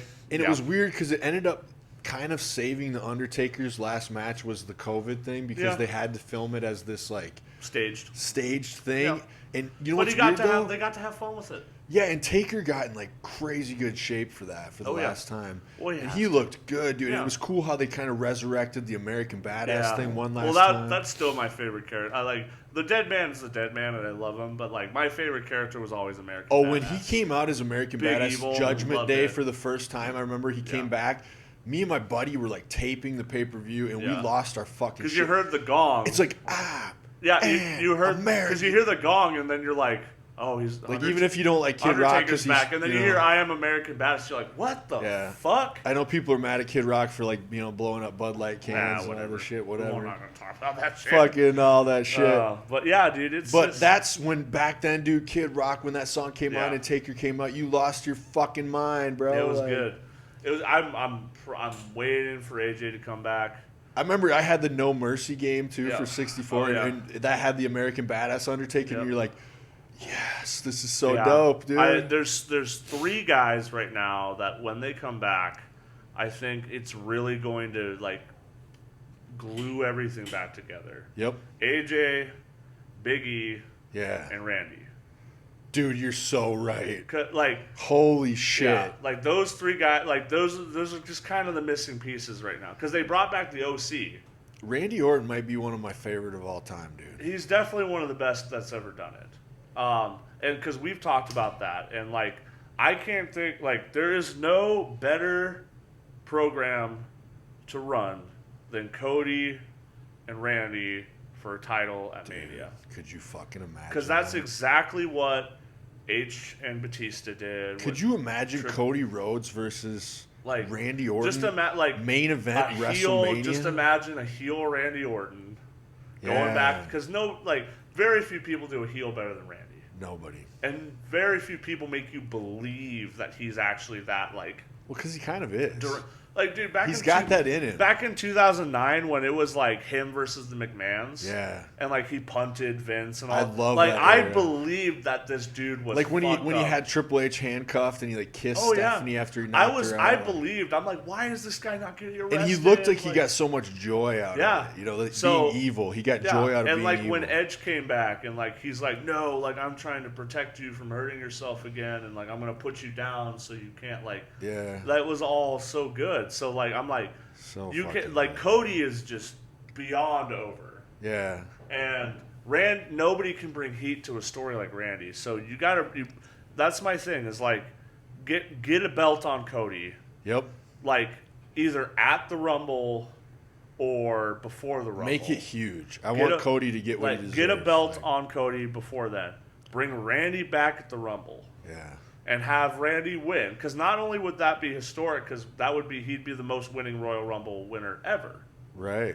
But imagine if he goes to Mania and wins, dude. Because then he breaks the title world record with because John Cena and Ric Flair are tied 16. Yeah. Then he moves into that group. So he'd have 16 or he'd have 7. He has 15 right now. So he'd be part of the Ric Flair John Cena group. Dude. So that's what I'm saying is there's no bigger, because like I'm like you got Cody's mentor, and then you have him win the Rumble. So now he's won the most Rumbles in history. He broke Stone Cold's record. Yes. And then you have him win a world title off of Cody at Mania, and then 16. And then you go to because Randy's very close to being done. If you play it perfectly, I mean, he's gotta be. You play it perfectly, you go to Backlash.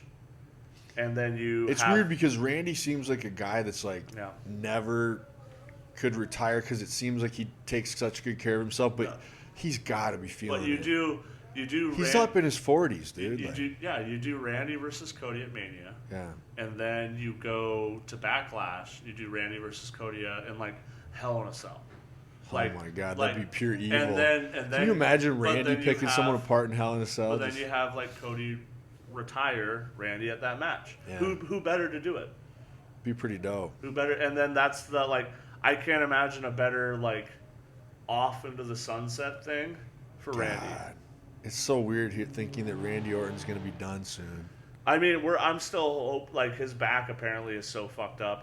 So I mean, it's so deceiving because he looks so good always. He keeps himself in he looks great right now. That's what I mean. Yeah. So it's hard to believe, but you got to remember he's been wrestling how many years? I mean, he got to WWE in 2002, and he's in his 2003. 40s, bro. Like, that's a long time. We're talking well over 20 years.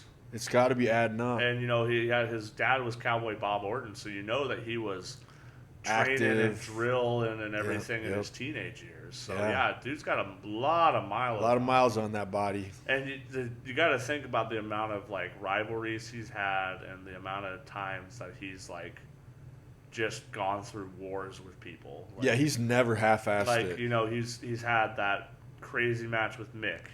And then the matches with Mick Foley and him, and then that one at Backlash is still one of my favorite matches of all time. Insert any of the 3 or 4 different feuds he did with Triple H. Him and Triple H. And then insert 1 or 2 or 3 of the ones he did with John Cena. Dude, you're making me want to go watch all kinds of wrestling from the past. And then add sprinkle in some Edge ones here, and the dude's been in so many programs and so many feuds that the mileage that's on him is like nuts.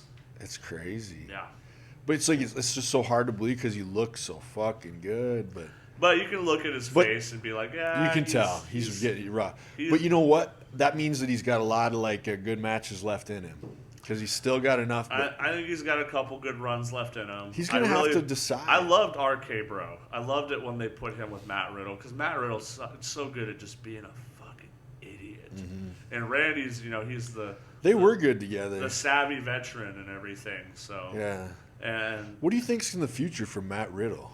Well, Matt's back right now. Because he's so good. I just don't know what he's back right now level he'll ever get to. It's right now they're doing a little feud with him and Solo Sikoa. Do you feel like he needs some kind of character change to really take it to the next level? No.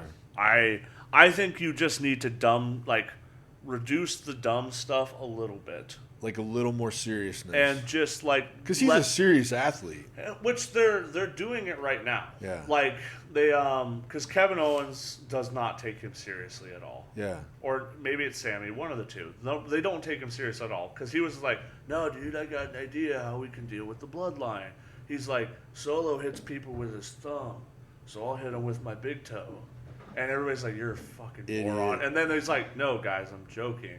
Like, they put me on the shelf. They put my friend Randy on the shelf. So then he got serious. He's like, I want to beat the shit out of these guys. And so I was like, thank you. I'm like, you still got the comedy punchline, but you reeled it back in. And you were like, no, like he's pissed. Because he should be taken serious. He is a serious athlete. He is one of the best athletes they have. He is a former UFC fighter. Yeah. He was on The Ultimate Fighter. I remember because I didn't realize that, and I went back and watched some Ultimate Fighter, and I just was like, he was the guy that they were making fun of for having a hot mom.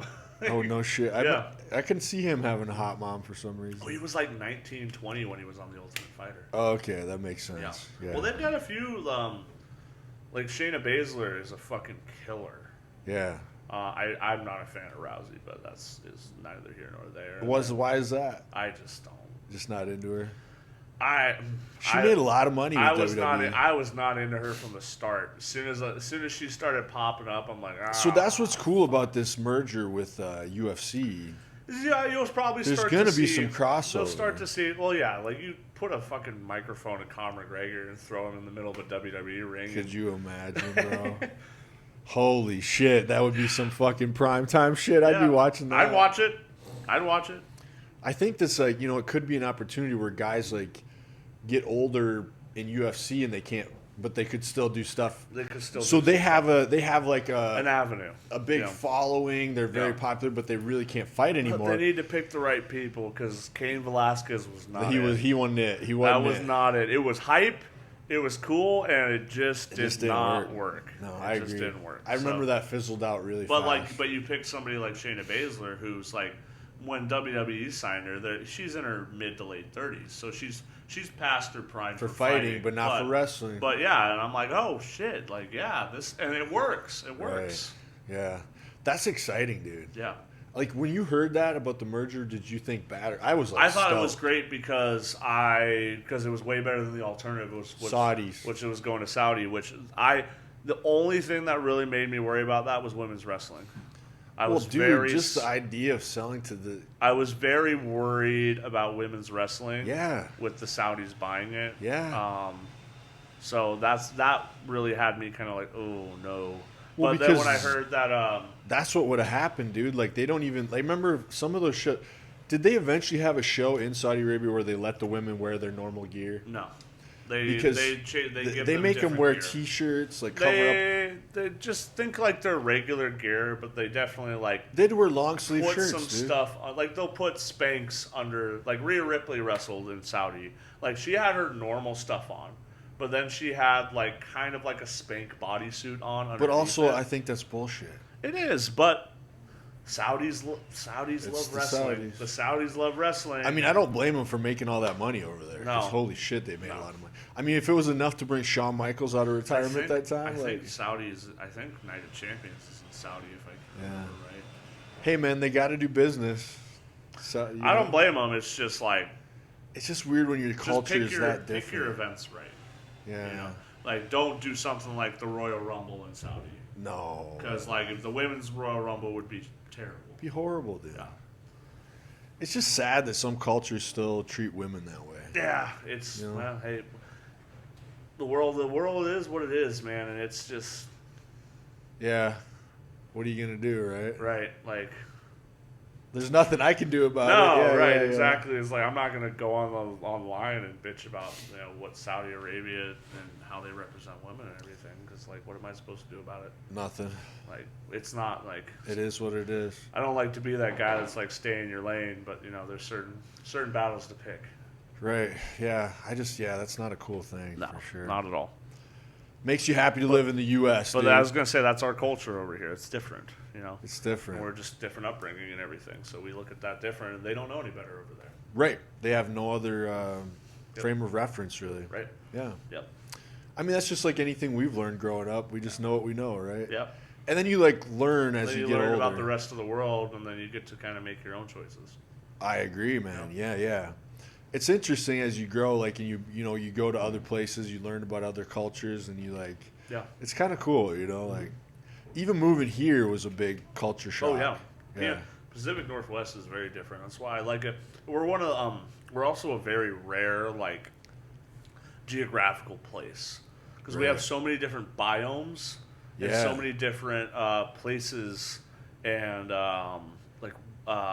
locations that are just so different from one another. Like you can live in Seattle, Yep. and you can drive 3 hours, 4 different directions, and be in a different climate. Dude, that's wild. Like you can go. You can even live in Seattle and then drive to Redmond, and the people you're around are going to be so different. You can drive north, and it's going to be very dense woods and salt water and all that. Or you can go east, and you can go into the mountains. So even the climate changes. Or you can go further east and go into the desert. Right. Or you can. All right, everybody, it is time to take a short break for our sponsors. The Nicky Free Podcast is now brought to you by Manscaped. They are the best in men's below-the-waist grooming. Their products are precision-engineered tools for your family jewels. Manscaped's Performance Package, the ultimate men's hygiene bundle. So join over 7 million men worldwide who trust Manscaped with this exclusive offer for you. So it is 20% off and free shipping worldwide with the code NickyFit at manscaped.com. So the thing about it is when you're, you're trying to shave your balls, you got a date or something, you don't know where things are going to go, but you don't want to be showing up all messy down there. You want to show up all clean. You want to be looking good down there. You know what I'm saying? So we've all done that. You get a shaver out, you go to shave yourself, and what happens every time? You cut your balls, man. And it's no good when you cut your balls. You start bleeding all over your ball sack. You got blood going everywhere. You get it cleaned up. You go on the date. And, obviously, you're a high-performance male. So, things are going good for you in the date. Stuff starts going well. And next thing you know, one thing leads to another. But then the thing is you whip it out. And, there's a big thing. Your balls are all cut up. And it's, all sore down there. And it's, such a turnoff, So it's you don't want that to happen to you, you know? Like, you don't want a big open wound on your ball sack when you're out on a date. Like, that's just no way to be. So guys, it's time to take care of yourself. All right, look at this. Look at this product. It's awesome. Thank you, Manscaped. This stuff is so great. You know, they also threw in this beard hedger, which is just a great beard trimmer. We'll talk about that another time. But this is the performance package. So yeah, you know, guys, go online, go to manscaped.com. If you want 20% off, use code NickyFit. You will get 20% off and free shipping worldwide. So check out the performance package. It's awesome. And thank you guys so much. Use code NickyFit, save 20%. You're really helping out the podcast. And I want to say that I was already using Manscaped before they started sponsoring the podcast. I think they're a great product. So thank you guys for picking this stuff up. Use code NickyFit, save 20% and free shipping. You're really helping me out. You're helping out the podcast. And thank you to Manscaped. And thank you guys. Go out there. Let's get cleaned up. Let's not go out there all messy and stuff. We got to look good. All right, guys. Thank you. You can go down south or you can go over to Ocean Shores and be on the coast. Like, where else can you go where you have all forest, mountain, desert, coastal climate? That's what's cool about this area. I do like it. Yep. It's pretty dope. Yeah. All right, dude. So, like, I was going to ask you, what was your last powerlifting show like? It was crazy. Yeah. Did you want to talk about that at all? It was nuts. Like, so I was like a nervous wreck going into it because 4 weeks out, the day I hit a bench PR, I did something in my pec. I popped something in here. So that's scary. I didn't tear anything, but I definitely. You knew in 4 weeks I have to perform. Yeah, and I was way under on my what I should have been able to do for bench, and that was just for safety because I'm like, it's not worth tearing a pec off. It's not worth tearing your fucking pec. So I just hit what I needed to hit. If you tear your pec, how long does that take you? About a year. Oh my god. It depends. If you tear the muscle belly, it's about 3-4 months. Yep. If you tear the tendon, it's about a year. Okay. So I had that I was dealing with. So I was not able to optimally peak my bench and actually bench at the meet. What I did do at the meet, I wish I would have gone a little bit more because I actually was in a little bit better shape than I thought I was. Okay. But that wasn't the major kicker. What actually was 5 days out, I tweaked my back. And I tweaked it bad. I don't know what I did. I was just squatting. Maybe I didn't warm up enough. I don't know. But I was just hitting 385, which is, at that point, nothing for me. Right. And hit the first rep, fine. Second rep, I just feel something go in my back. And I instantly, oh shit. And I'm trying to walk it off. I'm like, nope, it's getting tight. And I just unrack everything, go home. And I'm like, you kind of knew, like, fuck. And I'm like, okay, this is going to be one of two things. I can, go to bed, wake up, and I'll be okay, or it can be a problem. And I went to bed, woke up, it was a problem. Yeah. So I was doing everything I could. I was going to my PT. I'm like, keep in mind, I had 5 days left. Dude, that's insane. So I was doing everything I could to, and even the day of the meet, I was still hurting. And I felt good enough to do everything day to day normally. But and now how's the back feel right now? I'm good now. Okay, good. It's definitely still there's still some stiffness there. There's still something that's a little guarded back there, but I'm fine. What do you think it was? Just one little wrong move or something? Yeah. Just a freak thing. Yep. There's no reason it should have happened. It just did. Right. Oh well. So that was super nerve wracking because first of all, I'm on so much ibuprofen and Aleve and everything walking into that meet that day, and I'm just like I'm a nervous wreck because I don't know if I'm going to try to stand up with my opener and get folded. Mm-hmm. I got no clue. And then going into a powerlifting meet, the atmosphere changes as the day goes. Right. Everybody before squats is very quiet. Okay. They've got their headphones in because if you miss all three of your squats, you're out. Yep. So you need to make at least one. And everything changes when squat's over. But like I walk in and all these guys that I talked about that I had a great time with, they're all just sitting there. Just Just thinking. like I walk the in zone. and Dan looks at me and just kind of.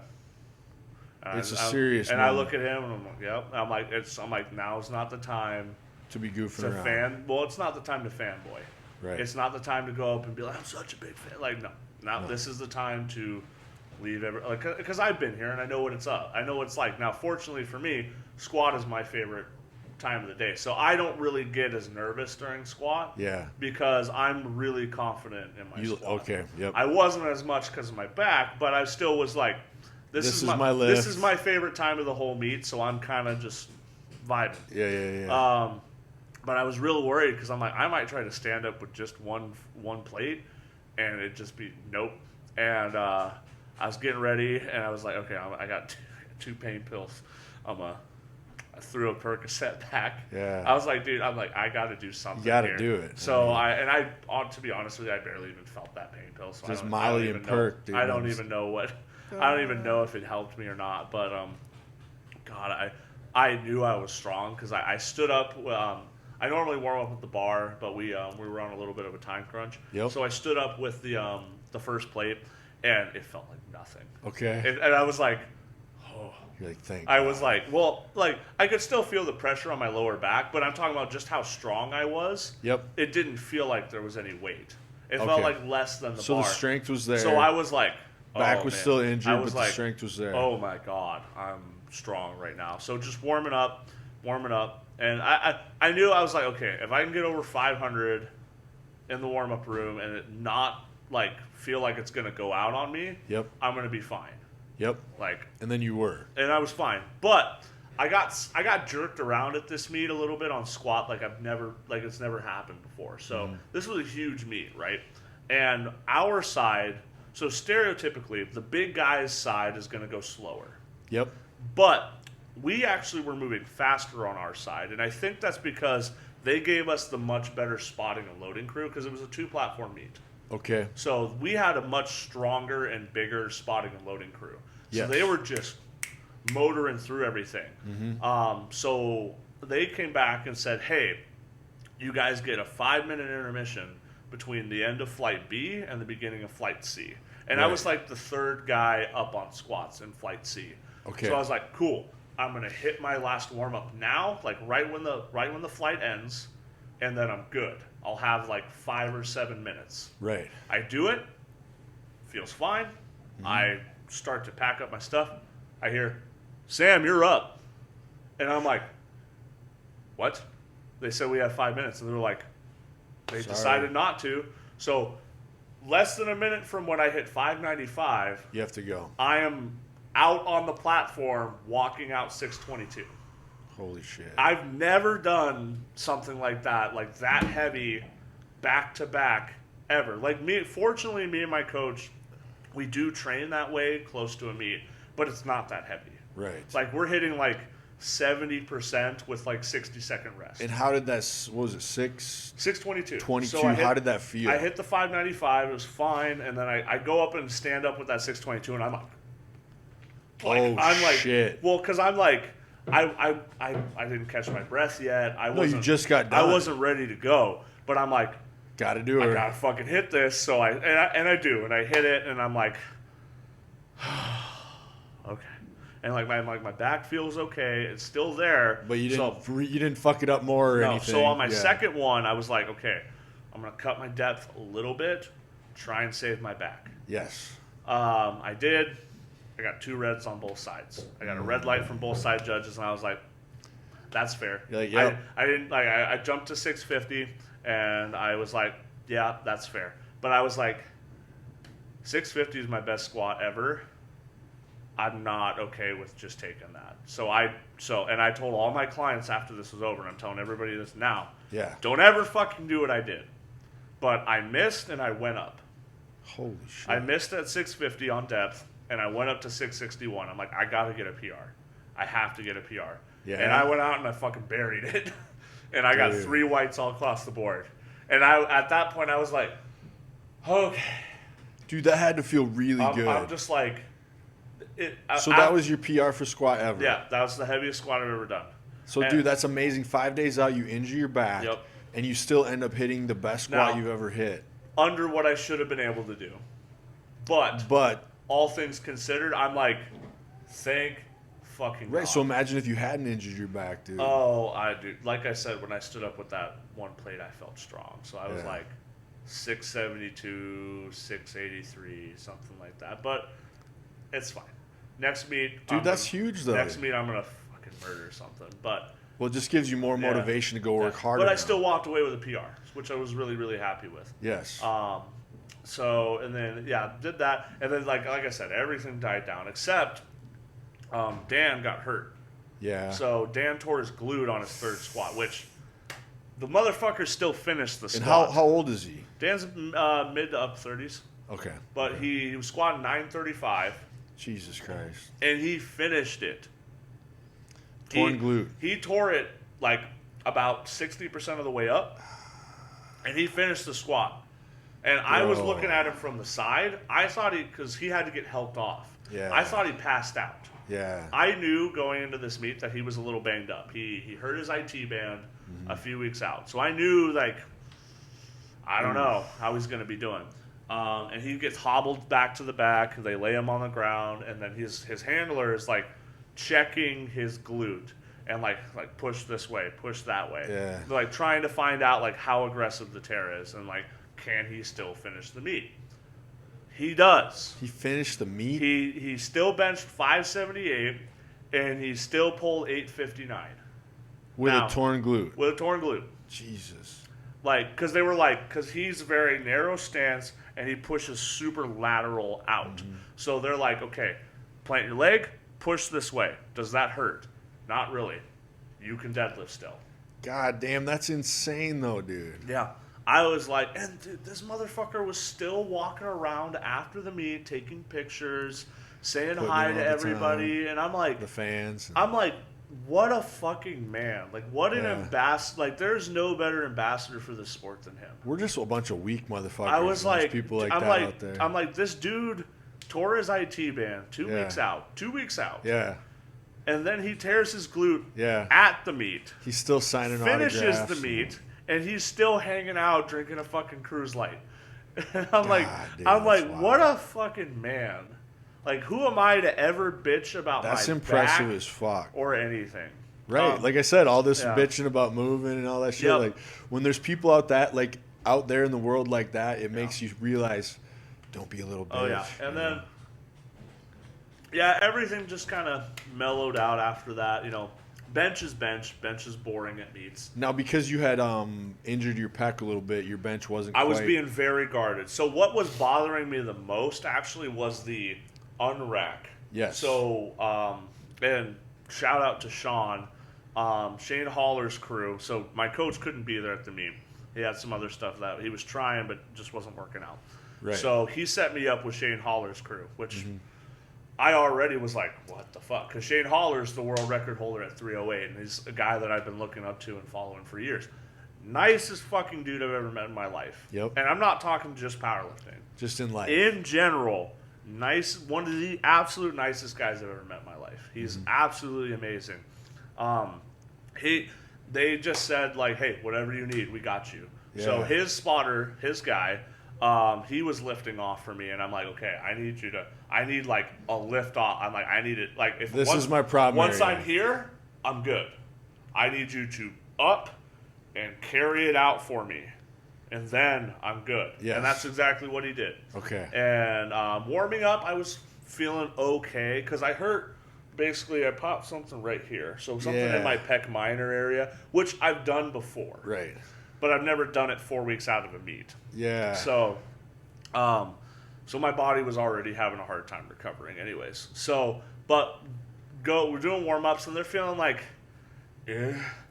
but fortunately, I hit what I was opening with in training about 9 days out. Okay. So I was I know I'm good enough for this. Yes. So I'm this is where I need to get to. I need to bench a little bit over 4.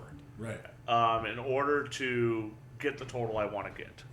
Okay. So I open with 374. Mm-hmm. Feels okay. So, but it doesn't feel like great. Yes. So I take a smaller jump than I wanted to. I went to 385. I wanted to go to 391. Yeah. But I went to 385.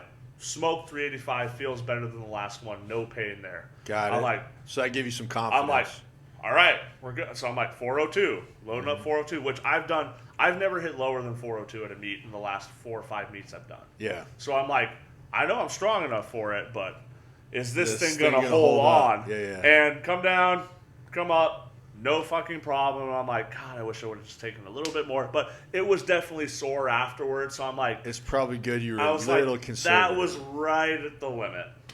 Well, you tear your pec, you're out for a year, dude. Exactly. Like you said. And So there was a fuck guy that. at the meet that tore his pec. Yeah. So I'm like, thank fucking God it's not me. How often in powerlifting do guys tear shit? How regular of a thing is that? That's a really good question. Less often than social media would make you think, but more often than it should happen. Okay. So to speak. Like, yeah, like It seems like, when you're lifting those a heavy amount of weights. like I've only ever seen it happen myself in person twice. Right. And I've been competing for 9 years. And I go to every meet around here that I can. So It's just such a weird thing when you're in the sport and then you have always the idea that something like that could take you're you out much for a more- year. I've also never seen this many people get hurt in one meet at a time. Really? But I've never been to a meet where there were this many guys this strong. So that makes Because sense when because it's a you're lot that of really heavy weight. when you're that strong, chances of getting hurt goes up. when something goes bad, it goes really bad. Right. You know, I fall with 600 pounds. I'm gonna hurt. I'm probably okay. Yeah. Dan falls with 935. Something as bad's happened. He tears his glute. Yeah. So yeah, and then everything's like, I have a problem with being gassed out towards deadlifts. This was probably the best I had been feeling energy-wise, but again, my back. Yes. I rely, and I'm trying to fix the way that I deadlift, but I rely a lot off of power off of the floor. yeah. And because of my back, I didn't have as much power. Yes. I still felt fine. Deadlifts actually felt pretty good. Right. I opened with 628, got it, no issues. Went to 644, took a smaller jump just to lock in an over 1,700 pound total. Okay. So I got that, no issues. And then I was like, okay, I want to get like a tangible PR. So I went for 666. Yeah. And I'm still kicking myself in the ass for this because I think I could have got it, but I panicked and I dropped it. There was a divot. If you watch my video of it, there's a divot on the right side of the platform where my right foot was going. So when I pulled, the bar went like this. So this left side was coming up faster than the right side was. And then you kind of panicked. And so, I was fine, and then I got almost to my knees, and then because that left side was coming up faster, my left leg locked before my right leg. Yeah. So I was like this, and that made me corkscrew. Ooh. That's when I panicked. You're like, fuck this because when the it started back. twisted, I'm like, nope. Yeah, if But- you go corkscrew on your back, especially with it injured, dude, you're fucked. But I went, nothing hurt. yeah. Like, after I dropped it, I was kind of like, Fuck. man, I could have grinded through that. I'm like, that was 22 pounds I just gave up on my total. I was like, fuck, Yeah. man. It's another learning I was experience. like, fuck. So. Oh, well, whatever. Yeah, dude. And It's just like another learning experience. and it was, so. and that's all it was, and it was, oh, well, whatever. And then I watched Shane Holler pull 875. And I was like, So, dude, super fun experience. And oh, then- yeah. Well, the other thing is, like, at least, with tweaking your back that close to the show, Yeah, so you got through, still got some PRs, That's and what you didn't it injure yourself. showed me what I could get through. And it showed me what I could do under pressure. Because, Yep. I was already under pressure because of the guys I'm around. Yeah. But I was really under pressure in the sense that, I got to put something up. I've put this much time, effort, physical stress, mental stress, all of this Right. into, for me not to even finish with a total, Yeah. that would be detrimental to me mentally. So I'm like, I got to put something up, but I got to put up something I'm actually proud of. Right. So I'm like, nothing below a PR total is acceptable. Right. And it wasn't the amount of PR total I should have been. I totaled my PR by 18 pounds, Yep. which is good. I hit an all-time squat PR. I hit a meat deadlift PR. So I came out with it with some wins. But you didn't injure yourself either. I didn't get any more hurt than I already was. No. Yeah. I'm definitely a couple things were sore afterwards. Like my hip was pretty sore. And you're feeling good now, you said. I feel pretty. I had some weird soreness in places I've never had soreness before. That's how I knew I really put it all out there. My fucking fingers were sore. Your fingers, yeah. Like I was trying to do this, and my forearms were hurting, and like I was trying to make a fist, and I was doing like shaking. I'm like, holy shit, man! I really put it out there. When you're done with a meet like that, you said you kind of like to get right back into it. I do, but you enjoy a little bit. I do. I took the whole week. Yeah. I didn't have an alcoholic beverage since November. Yeah. The previous year, so I definitely. What did you drink? Well, so the first drink I had, it was like a fucking Angry Orchard. Just like going out to eat. When I was in Texas, I was like, I just need to. Fuck it, I'd do that. And so the best tasting thing I could find at the store inside of the hotel was a can Angry Orchard, and I was like, well, this is better than the Miller Lite. So I cracked that up and I chugged that, and I was like, that was nice. Then we went out for dinner, and I had a good, like, they have these really special, like, cocktails, vodka strawberry lemonade things. Ooh, that sounds delectable. And I was like, I had a couple of those, and I'm like, and I didn't even want to get drunk. I'm just like, I just want to enjoy, have some good food and enjoy. You put all that time and effort in, you have to unwind and then enjoy. when I came back, I definitely went to the store, picked up a couple packs of stuff. And, I usually am not a have a beer in the middle of the week guy. Yeah. I did that the entire week. No, so I had a couple beers every day. Is that something where like you just kind of do it and then it's done? Kind of. Yeah. I scratched the itch. It was right. It was 5 months without a drink. Yeah. So I did a lot of drinking in a week. And that's just because you're putting all your effort into training, right? Well, that and everything that I'm already doing is putting a lot of stress on my body. So you don't need the extra stress. So why put alcohol into my body? It's going to add to the stress. Yeah. It's like, do I need that alcohol in those 5 months? No. Now, were there a lot of instances during those 5 months where I really wanted to fucking drink? Yeah. Yes. Yeah. But and even then, like, I didn't want to get drunk that entire time. I just wanted to have that dopamine hit of coming home, grabbing a drink, cracking it, taking that first chug, and then I'll pour the rest out. Right. But it's all dopamine, dude. But I was like, no, if I can't have a sip. If I'm gonna do this, like, none of it. Well, I kind of like what you did, where you like you after you put in all this hard work, then you celebrate for a short period of time. You allow yourself some things that you didn't allow yourself, and I think that's important because then when you get back to work, you work harder. I feel like I'm already back on program. That's what I'm saying. Then you're back on. Had my first day Monday. I have another training session tonight. Yeah. Yeah. Oh, wait. I appreciate you coming all this way, dude. I was originally going to change my... funny thing is, like, this is like, it's just the same amount of distance from here to my gym. Yeah. It's just I was coming from my house. Because I live in Arlington. So are you going to hit the gym right after this? Oh, yeah. Well, I got clients to train tonight at 5 o'clock, so... Yep. Yeah, I'll be doing that. So, and I'll just be training, like, right before they come in. That's good, dude. Yeah. Perfect. Yeah, but I'm just like I said, I didn't even post my meet reflection. But you said now is the time when you start experimenting with shit. Yes, yeah. So we talked a little bit about this before, but I'm a very not against, but I don't like to rely off of stimulants. Yes. So I don't drink a lot of caffeine. That's why you said no to this beautiful coffee. Yeah. And it's not that I don't like coffee. Love coffee. But the stimulants become a crutch, though. I don't like. They really are. I don't like to. I like to have them because I enjoy them, not have them because I need it. Yes. So I don't want to drink an energy drink to have to get through the day, or have to like, oh, I'm so tired. My clients are about to come in. I need an energy drink just to get through this. I don't like that, or I don't like to have to rely on energy drinks or coffee or anything for a workout. Right. So it's people will talk about it.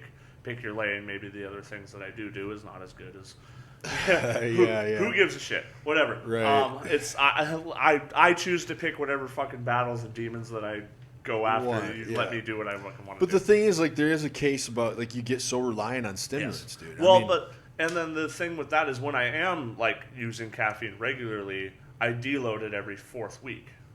That's smart. So, because usually training will peter off at that point in the block.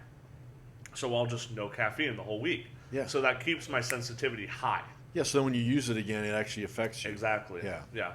Because, I know I have a client that I had to have this talk with him because, I didn't know how bad his caffeine consumption was. Was it bad? It was bad.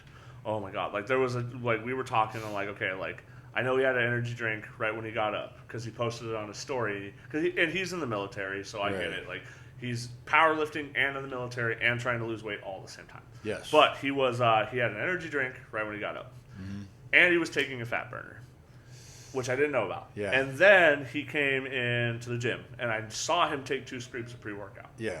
And then again, I saw him post that he had a. So he's just on caffeine. And then all I saw day. that he posted an energy drink later that night on his story to get through work, and I was like, "That's a lot of caffeine." My man, I'm like, and he's a big guy. Like he's like. So it probably takes a lot of caffeine to even. 300 pounds, 6'3", 6'4" guy. Yeah. So I'm like, dude. Like this isn't even like coach me talking here. Like this is me. Like. You need to chill on this. So I made him not to have caffeine for almost 2 weeks. And what effects did that have? It sucked for a little bit, but you know what he told me? That was one of the best ideas you've ever heard. Did it make you feel better? Because he feels so much better now. He feels so much better. Caffeine's a weird one. I do this with a lot of people, and almost all of my clients have done the same thing where they're like, no, fuck that. I don't want to do that. It's like the Precious from Lord of the Rings. But all of them afterwards, every single person, better. They're like, I don't have to have 5 cups of coffee now. Yeah. I don't have to spend $30 on caffeine every day. Right. I wake up and I have my 1 cup and I'm good. And I'm like, wow, imagine that. Yeah. So I think we all do have a caffeine addiction in this rat race life. Oh, yeah. And I was there at one point, if I was getting up for work and I'd crack an energy drink open. And for me, it's mostly like flavors. It's like I don't do any in the morning. I do always my pre-workout before I lift. And then sometimes I'll do like an energy drink at work. But you're right. It does turn into like 2 energy drinks at work. Yep. And it's like, I'm only doing this because I really don't want to be here at the bar. And it's like a stimulant that's helping me through. It's like, I don't even need it. You crack it open, and it tastes good, and you go like, oh. Well, and now for this last week, I'm on no energy drinks because I don't want any of these artificial sweeteners in my system. Yep. Mm-hmm. Because like we said, that's for prep. Like, I have to be as clean as possible Absolutely. right now. So even that energy drink, I don't know what's in there. No. Chemical-wise. You don't actually know what's in there. You got fucking Bang Energy that was lying about super creatine for fucking 8 years. And my digestion needs to be on point and like everything, and I don't want to fuck with drink our super creatine. It can cure Alzheimer's. What? That's what they were claiming. They were like, Bang we Energy? have super creatine in our Bang Energy. It is a cure for Alzheimer's. How they got sued for that. Well, yeah, you can't just make wild claims like that. That's insane, if you've noticed, dude. like going to a gas station now, Bang's not at the front of the gas station anymore. So that hurt their. It's on the shelves. I was gonna say I can still get Coca-Cola Bang. sued them. Oh. Coca-Cola sued them and said, because of your false advertisement, you took priority shelf space. So you hurt us revenue-wise. So now you're going down the bench. Yeah. Mini-Me is down the bench. Well, it was Monster that sued them, but Coca-Cola owns Monster. So, Dude, so I got to admit, I do like a Bang once in a while because they got such crazy flavors. It's too much for my heart. But for me, that energy 300 drinks, milligrams is too much for my heart. It's like White Monster's my absolute favorite, and then I really like the Reign Watermelon Warlords. Have you had the Rainbow Sherbet? No. It's a newer one. Yeah. It's the best tasting energy drink ever. I like White Gummy Bear. I like Red Dragon for Reign. You like the sourer stuff, right? Yeah, I really like I do really like those 2 new Monsters, the strawberry one. Yeah. They're both 0 calorie. I like the 10 calorie. I like the juice ones. Those have way too many calories for me. I know, but they're delicious. I don't give aren't a they? fuck about that. So I always get like the 0 or 10 like Yeah. if there's no sugar ones Yeah. usually have about 10 calories. So there's like a green one and there's the strawberry one Have you tried the Rise energy drinks? I haven't. I They- really they- like the Ghost. They have some Ghost is good, but Yeah. Rise has like some because Ghost does candy flavors and stuff. But Fuck yeah. Rise does it too. But they have like a Sunny D one. Yeah, I've seen it. I've just It's never so tried good. it. That one's so good. Because honestly, as a kid, I loved Sunny D, They got, bro. That was Ring the Pop. shit. Ring Pop. they have Smarties, all that kind of stuff. All the nostalgia from being a kid. Oh, dude. as soon as I walked into Super Supplements one day and I saw that, Yeah. I saw that Sunny D one. I went, that. Well, I've seen they sell that as like a pre-workout too, like Yeah. Sunny D flavor, and Rise has some dope flavors. Dude. Yeah, well, Ghost started that whole thing. Ghost has amazing flavors. I knew the original owner of Ghost before they sold out. His name is Yeah. Garrett, and Dude, their protein flavors are insanely good. but yeah, they started that whole candy thing. You know, That's another like- thing about prep. I didn't realize I'd miss the protein because I don't even have a protein shake because it's Oh, like, that sucks. you know what I mean. Oh, But they I don't even know. let I you don't. have vegan protein. No, there's just no protein on it. All my protein is coming from chicken. Oh, chicken. Are you eating any fish? Well, I could have whitefish. I just don't because I Don't want to. I don't know how to cook it without stinking up the Disgusting. house and shit. No.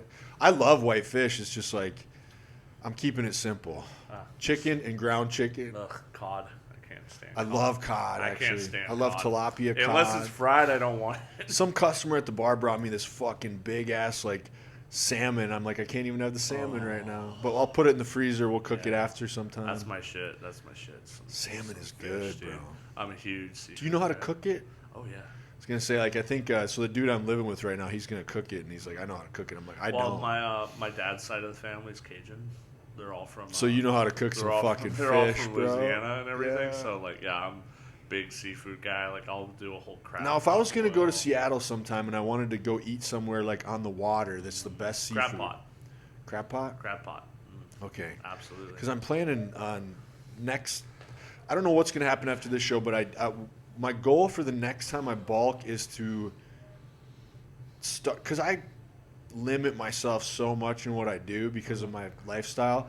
I decided I want to try to fit in like going out once in a while with friends Yes. and like have a little bit of a life again. you Yes, know, like- that is important, and that's something that I've been trying to do. And as I'm not saying well. go crazy because I No, still want no, to be no, on no. point, but like I don't have any desire to go out and get hammered Yeah. with 5 dudes. I don't want to turn off season into just do whatever the fuck But I you am want. more than happy to go out and have a good ass dinner with a bunch of people. Yeah, that's what I'm saying. That's I need what I to wanna do. start Yeah. making a little more time for friends and Yeah. like yeah. Well, you get you got to remember that kind of stuff. Like you get closed off and everything. And you Well, with gotta- the bodybuilding lifestyle or the fitness, you get very like selfish with your time. yeah, which not saying you shouldn't. No, it's important. It's very important, but like let yourself still be a human. Once in a while. You know, Like that yeah. 80-90 or 80-20, 90-10. Yeah. Like, Or like, yeah, it's there's 365 days in a year, and how many of those days are you in prep for a bodybuilding show? right, and I think it'll make the prep actually go better the next time you do one. Yeah. So there's a concept that me and my coach worked on. Is he introduced this to me, and it's kind of a similar thing when it comes to dopamine receptor, but it's more food related. It's called deflux meals. Okay. So it's a cheat meal, right? Right. But it's you do it. So the way he programmed it for me was before a heavy deadlift and before a heavy squat session. Yeah. It was the last meal I had, and it's a So meal. you're gonna put it to use. It's a meal. Well, not just that, but it's a meal that you have at the end of the day that you look forward to the entire day. Okay. So for me, shitload of sushi. yeah. So I'd be with you on that for sure. But I'm looking forward to it all day. Yeah. So when you have it, you get a massive dopamine Dopamine. hit.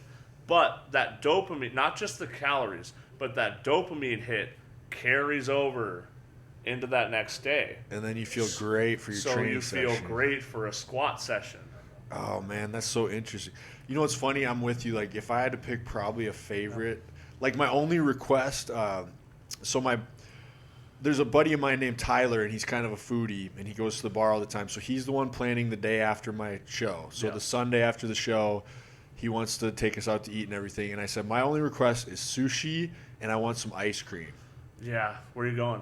Well, I don't know where we're gonna go for the sushi. I haven't even. There was I'll have my wife. If you got some good ones, let us know because he doesn't even know good sushi. I know good sushi, but no. So let me know because and then this is gonna sound weird, but my ice cream request was Cold Stone Creamery. I love Cold Stone because I just want to mix a bunch of shit in. Yeah, but no, we went for my birthday dinner, and there was this really good place down in Bellevue. Yeah. That was like a seafood steak place. But they had sushi too, and they had like a seafood tower.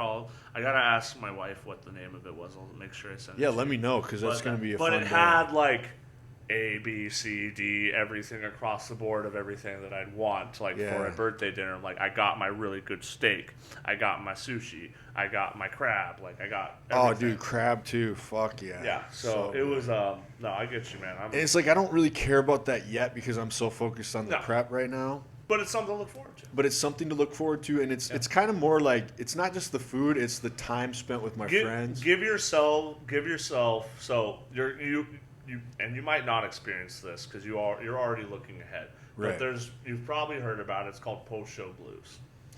Well, and I've had that many times with huge wrestling shows, Yes. so trust me. So, you're a welder Yeah. in this small town, and then you go to this wrestling weekend Right. Hall of Fame And you show, feel like and you get treated like you're fucking badass. Randy Orton all Yeah. weekend because you're like the champion. You're the main event of the fucking show. So, yeah. Dude, you go back to that welding job, you're like, it's what? a little bit different in the bodybuilding atmosphere because Okay. first of all, like yes, you get to be on stage. You got all your friends cheering for you. You got Yeah. the crowd, like, and if you win something, that's even cooler. Yeah. But you're also got to look in the mirror, and you look the best you've ever looked. Right, it's wild, And right? and post show blues, not just losing that experience that you just experienced. My abs are gone. But yes, you're gonna start seeing those deep cuts. You'll are start gone. seeing that physique just dwindle a little bit, and I can't tell you how many people I've seen that just feed way too far into that post-show blue, and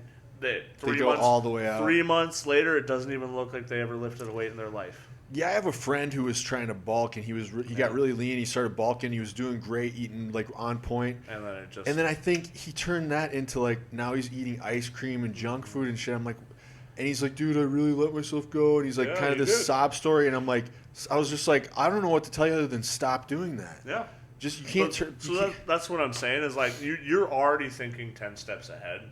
So you already have. I want to reverse diet the minute I get back on point. Yes. So I want to enjoy that day, that Sunday, maybe a little bit on Monday. That's how you make sure you don't gain 30 pounds in 2 weeks. And then I'm gonna get right back on Jordan's plan. Yeah, you have your. And think of the future. You have your day or two after the show where you splurge and enjoy it, but then you reverse diet back, and once that reverse diet's over, then you binge. Because right now, if you go to Wendy's and you drink a Coke, eat a burger, and have your body's retaining I would feel like shit. Every ounce of it. Yeah. Like my coach's girlfriend is competing. Yeah. And she. I even feel like I'm going to be careful the day after the show. She just got her first free meal. Yep. So they went out last night. I mean, they just went, like they had fettuccine with bone broth and like prime rib. Like but she like this fancy morning, like she's like, whoa, like oh. Yeah, you go from eating just chicken and spinach and clean as fuck, and your body feels like a goddamn machine. But you do that once, and then you do it again, and you do it again, and then it's just addicting. A slippery slope because you miss that feeling. It's just a something dopamine like thing again. You have that. Try to condense like. I tell everybody, like, try to condense the post-show celebration in that weekend of the show. And then stop. Mm-hmm. And then reverse diet back. Once your reverse diet's done, then splurge a little bit. And the nice thing is, like, starting right on the Monday after that, dude, it's right back to all my responsibilities because I have a client at 8 a.m. Exactly. Again. So that's what I'm saying. So it's not like I can, like... I'm not super worried about it with you. Right. But it is still something that you're going to, like, especially at that 4 or 5 week mark, you might be like, dude, those striations in my chest are gone. Like, I'll just eat whatever those the fuck obliques I are want. gone. Yeah, yeah. Fuck, I'm sad. I'm gonna go get a burger. Yeah, yeah. Like, no, you're right, dude. You're right. Yeah. That's when it'll hit you. Yeah, it's really bad with the female competitors too. Like, it's really, really bad. That's why, like, reverse diet, reverse diet, reverse diet. You know, and I've had some competitors, female on here, that have come back from eating disorders, so they have to be really careful. Yeah, yeah. Because it could send them back into some of those behaviors. All it does is it take that dopamine receptor just to go off a little too much, and your just brain just goes like, oh, I need that again. I've been finding so much is about mitigating dopamine in life. Yeah. You know, well, like that's another, like, I know I keep talking about my coach, but that's another thing that we talk about. Yeah. Is you know, if you just hammer that fucking dopamine button all the time. Yeah. Well, that's why people are so unhappy. When you need it, you got nothing, or you're so numb to it that you don't feel anything. You do too much, and you push yourself too far. Dude, if you're a guy that just like drinks beer every day, eats pizza, eats cookies, eats whatever you want, watches porn every day, right, you're gonna just feel numb. Yeah. Your life, you're gonna hate your life. Because we as human beings, we want that quick hit. Yeah. And we want it over and over and over and over again. It's not good though. So, like, especially when, like, you're a competitive athlete or a lifter and everything, like for me, like, the biggest dopamine hit and the biggest euphoric hit that I ever get is when I just hit a fucking nasty big squat. Yeah. I'm riding that high the rest of the day. Right. But if I, woke up and then had that energy drink, dopamine hit. Yep. And then you didn't have to work for it. And then went to Wendy's and got that Baconator meal, dopamine hit. But you had to work for that squat. And then I have some candy right before the squat, dopamine hit. Then I hit the squat, dopamine hit. And then I have a fucking steak that night, dopamine hit. And then I'm like, next day I'm like, I feel like shit. And then I'm all off the rest of the week. It's because I took my dopamine button and I just fucking hammered it into nothing. Right. That's so interesting. So, yeah, you got to just think about when you need things, think about when you should have things, and try not to stack so many Well, and think of the enjoyment when you limit the dopamine. So, like, if you get to this bodybuilding show and then the next day you go out to eat with your friends, what a fun day that's going to be. Because it's like you worked so hard to get there. Then you have the dopamine hit of that day. Yes. And then, it's like, you ride it out. Ride it out. Yeah, don't just be like, I want that again. I want it again. No, I think that's a big part. I think that's something you learn in life as you get older. Is just like too much of a good thing is not a good thing. That's why so many people are zombies with things now. Zombified. Because they just smash their dopamine button as often as every they can. day. And then it becomes a habit. And they're so unhappy then. And then it just becomes a habit. Oh, I can't go to sleep if I don't fucking whack off to this before I go to bed. And you'll hear them sit there and talk about, oh, my life really sucks, and I'm like, tell me what your life is. This is what you're doing to yourself. I wake up and I drink this, and then I go to work and do that, and then I never limit myself, so I'm always and then I eat this on the way home, and then I do this before I go to bed. So you're getting no enjoyment out of anything. And then I do this again, and I'm like, bro, come on. Yeah, man. dude, that is you got to really learn how to tweak that stuff. It's dude, that's weird. It's the stuff we think is pleasurable can cause you very much unpleasure if you do it too often. You do it too often. Yeah. But if you save it and you do it every once in a while, it's amazing. Exactly. I was saying that too. Think about when you are eating so healthy and so on point, and then you taste a strawberry, how good just the strawberry tastes because you've had no sugar. Mm-hmm. And it's that strawberry always tastes like that, but you couldn't tell because you've been eating energy drinks, candy bars. Yeah, you've been drinking nothing but water. You've dulled your system drinking nothing but water, and then 2 weeks you're like, I'm gonna get a Coca-Cola. That Coke's gonna taste amazing. You just have that 12 hours because 2 weeks of drinking water and 2 more weeks of drinking water after that. That one Coke, it's not gonna do anything bad to you. No, I'm all for that. You have that one Coke, and you're gonna go, and it's gonna be an experience. Yeah, you're gonna be like, oh man, yeah. Well, that's what I'm saying with this ice cream. Do you know how long it's been since I've had ice cream? Right. I never eat ice cream. Well, that's the thing. Is I hate ice cream now, and that's because when I was bulking, I used ice cream to bulk. And so now you hate it. I ate a Ben and Jerry's every fucking night. So now you don't even have the desire. I'll go out for ice cream, or I'll get ice cream at dinner. Yeah. I won't buy a pint of something and bring it home. No. I don't. I'll take 2 bites out of it. And I'm like, I'm done. Boring. Yeah. But since I haven't had it for so long, when I go to that Exactly. Cold Stone, it's gonna be like But I ruined it for myself. amazing. So Yeah. We do that with shit, dude. Yeah. Like, I think that's a good like life lesson. Yeah, man. it's So just chill on your dopamine hits. And there's like so much science behind that, dude. Well, it's like it's even worse with like the vaping and the nicotine stuff and all that kind of stuff too. yeah, that stuff scares It's because me. there's so many alternatives too. That's Right. the thing. It's like, and everybody thinks that this alternative is just a little bit better than the thing they were doing before, so it's okay to do. 'Cause Right. they're like, oh, I used to smoke cigarettes, but now I vape. I vape, so it's better. Like, oh, I stopped vaping, but now I'm chewing a Zen packet. Yeah. Like, it's like, no, none of these are good. No. None of them are good at all. You're just making, like, you're still hammering your Well, that's what happened to dopamine me. receptor. I used to chew tobacco, No. and I quit for like years, and then I found this, and it was very good. It was a tobacco alternative called like Black Buffalo, and so it's like it's the closest thing to tasting like the real thing, and it does have nicotine, Yeah. but it's non-carcinogen, so not cancer causing. The problem was it was so good that the minute I ran out, I just went to the store and got the real thing. Yeah. So I was right back on real It's like- tobacco. I'm not I don't smoke or anything like that, but I do smoke cigars. Oh, I love cigars. And like I will, if I have a good cigar that I Yeah. smoke myself, I'm like high afterwards. And that's because I don't do it that often. Well, I don't do it ever hardly. So like Yeah. when I do, it's amazing. Yeah. Yeah. Like I got some really good stuff I bought from Hawaii. I think my buddy's sending me some cigars and hot sauce. I dude.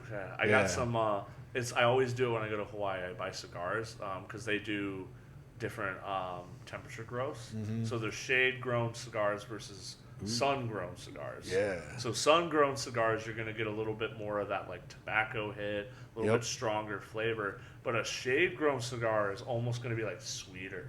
Ah, okay. Yeah, it's really like literally. So two different The experiences. first time I smoked a shade grown one, it felt like I was drinking or smoking some like sweet chocolate.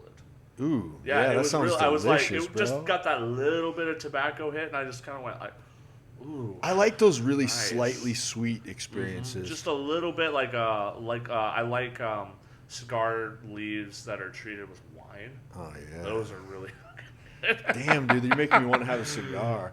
no. You know, sometime I will. Yeah. No, yeah, just gotta hold on. But not right now. a little bit dude. longer. Not almost right now. there. You're almost there. You got what? 10 days left? 9 days? Yeah, like 10 or 9 days. You're on This is where it's gonna get you're really competing on interesting, Saturday, bro. Right? Like I'm just gonna be like my fucking face is gonna get sucked in. Well, and- you got the beard, so you're right. Got the beard, dude. I'm excited though. You should be. I'm just like It's a fun fucking experience, and I'll never trade it for anything. Like Yeah. I found out that it was not my thing to right. be. Oh, I've seen your pics, dude. You were there. Yeah, Like, I found out it was not my thing to be an athlete in, but Yeah. I would not trade that experience for anything else. Right. Because it was so fun, and I have so many friends that like I've been friends. Like I got a buddy Ryan who like we met at that show, and we've been friends for Still 10 friends. years. Well, and you're still so tight with like Mark, and you have such knowledge of it. It's like you have, you know, the sport. Well, I just want to help. Like Yeah. like I love running I love running posing classes. Yeah. I love running posing classes. It's so fun. I love helping. My favorite thing is I just love helping people the day of that show. Yes. And making it a good experience. for them, I just okay. love. It's so fun for me to be able to impact people. As far like for the one thing that they worked this hard to achieve, Yes. and be able to make it just a little bit better Yep. or a little bit smooth, like that's my favorite fucking thing in the world. I Right, love it. It's right. so fun.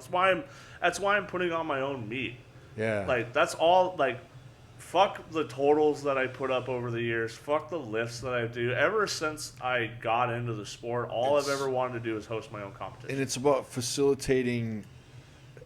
It's helping other people, right? Well, Like, this sport changed my life. yeah. Like So you want to share that with others? absolutely changed. Like I do this. Fitness is a complete and total career for me now. Yes. I coach. It's your What job. my business is. It's everything. And I love it to death. But like I'm this far into it because of one great experience at my very first powerlifting meet.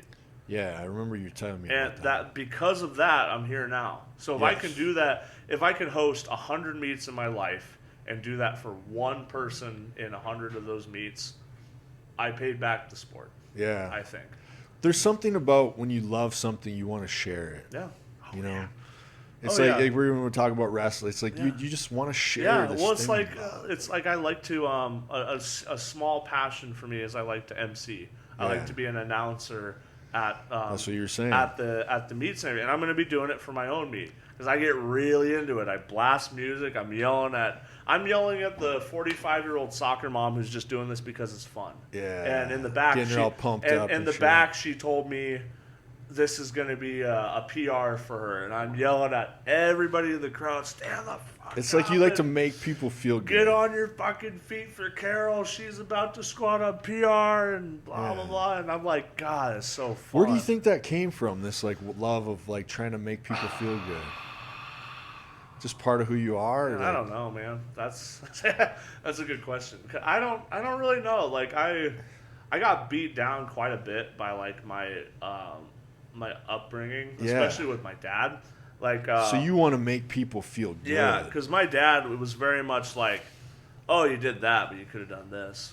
So belittling. You could have been better. Yeah. You could like cut down accomplishments." And he just had like I don't hold all of that against him or anything. We all got shit with our parents. He just had high expectations for me, you know. Like I was supposed to be the star athlete, the football player, all that good shit. And some things I was just good at, some things I wasn't, some things I didn't give a shit about. Now, what about now that you're doing so well for yourself? Does he appreciate that? Or? Oh yeah.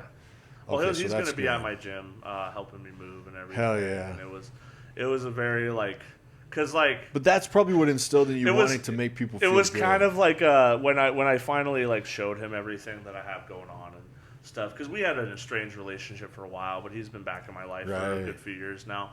And when I finally showed him like everything, it was very like.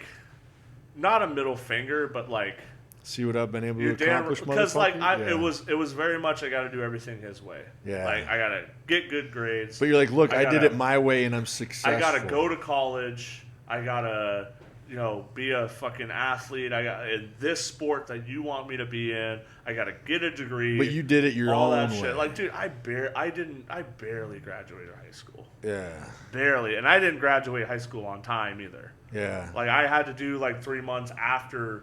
But you're a success now. And I don't have this degree, this certification, that certification. I chose the route of getting down in the trenches and learning from guys who have been doing this for 20, 30 years. Real work. And, like, I have so many files of notes of things that I've taken over the year. I'm a huge note taker, and like my phone is filled with gigabytes full of notes and everything that I've done. Like I want to retain information. I like to study things, but I just don't. But I want to study the shit that I want.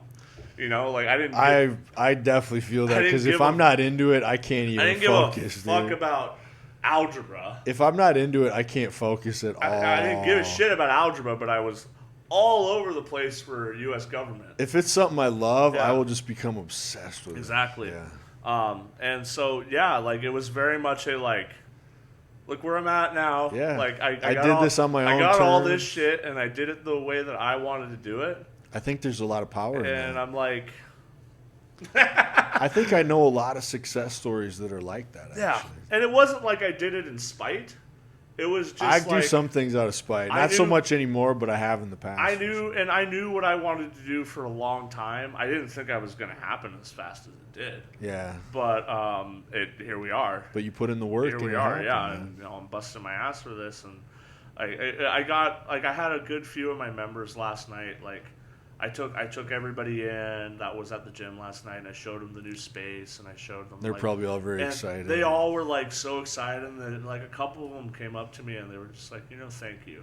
Yeah. They just said thank you for doing this and like, creating this space for us. And I was like, I almost cried. I was like, fuck, man. I'm like, that's gotta make you feel good. And I good. told everybody, I'm like, I'm probably gonna like if a bunch of people show up to come help me, which like a lot of people have said they're going, and we're gonna see what happens. But like, I'll probably cry when I see like 30-some odd people coming to show up because I'm like, because in my head, like I'm still like the fucking 16, 17-year-old guy. I'm like, I don't fucking deserve this. Yeah. I don't deserve this shit. But everybody. And then you realize the impact you've had on people's lives. Everybody keeps telling me like, yeah, you do. You deserve this. You deserve to be happy and all. And I'm like, no, I don't. Yeah. Like, fuck that shit. I'm just like, I was talking to one of my friends last night who's also one of my members, and she was like telling me how much she appreciates me and everything. I'm like, I'm just a dude. Right. And she's just like, but we need more people that are just dudes. Yeah, well, that's And like I'm what I told that guy that was like, "You're a legend now." I'm like, "I'm just a dude." Yeah, and I just was like, I'm just a dude. She's like, but we need more people that are just dudes. Yeah. Because just dudes do good things. And I'm like, I'll do my due diligence. I think, yeah, it's hard to appreciate what you do and what you bring to other people's lives. And then when you see a little glimpse of it, like those people showing up for you like that, it does make you feel emotional. I was so blown. Like, it's why we opened my meetup to 2 days. Like, Yeah. I was so, like, shocked with Yeah. how quickly it filled up. Like, Right. within a week, we were over half full. 30 some odd people signed up. And I went like, what the fuck? It's just a cool and I'm feeling. like, so many people want to do my competition. Now we're at like 89 people out of 120. And I'm like, so many people want to do this thing that I'm putting on. This is so fucking cool. Yeah. And I'm like, this is the coolest fucking feeling ever. Right. Like, not. Well, it could just be the start of something you do a lot. Oh, I'm going regularly. to do this a lot. I'm putting on 3-4 events every year. And the cool thing about that is, man, like when your career is over yourself and you can't do it anymore, you can still do that. And that's what I said. And you can still coach and train that's people. what I've always wanted. Like the dream. You can ride off into your sunset. The absolute dream, like down the road, fucking 10, 15, 20 years from now, is like I have a nice big like 10,000 square foot facility where anybody can train, but it's just a place where people takes what they do seriously. Because that's the whole thing. Like, a lot of people look at my gym and they go like, hey, like, this is only a powerlifter gym. I'm like, I mean, that's where most of the people are, but no. Yeah. Definitely not. Like, this is just a space for, like, if you don't take what you're creating a community. If you don't take what you do seriously, I don't want you here.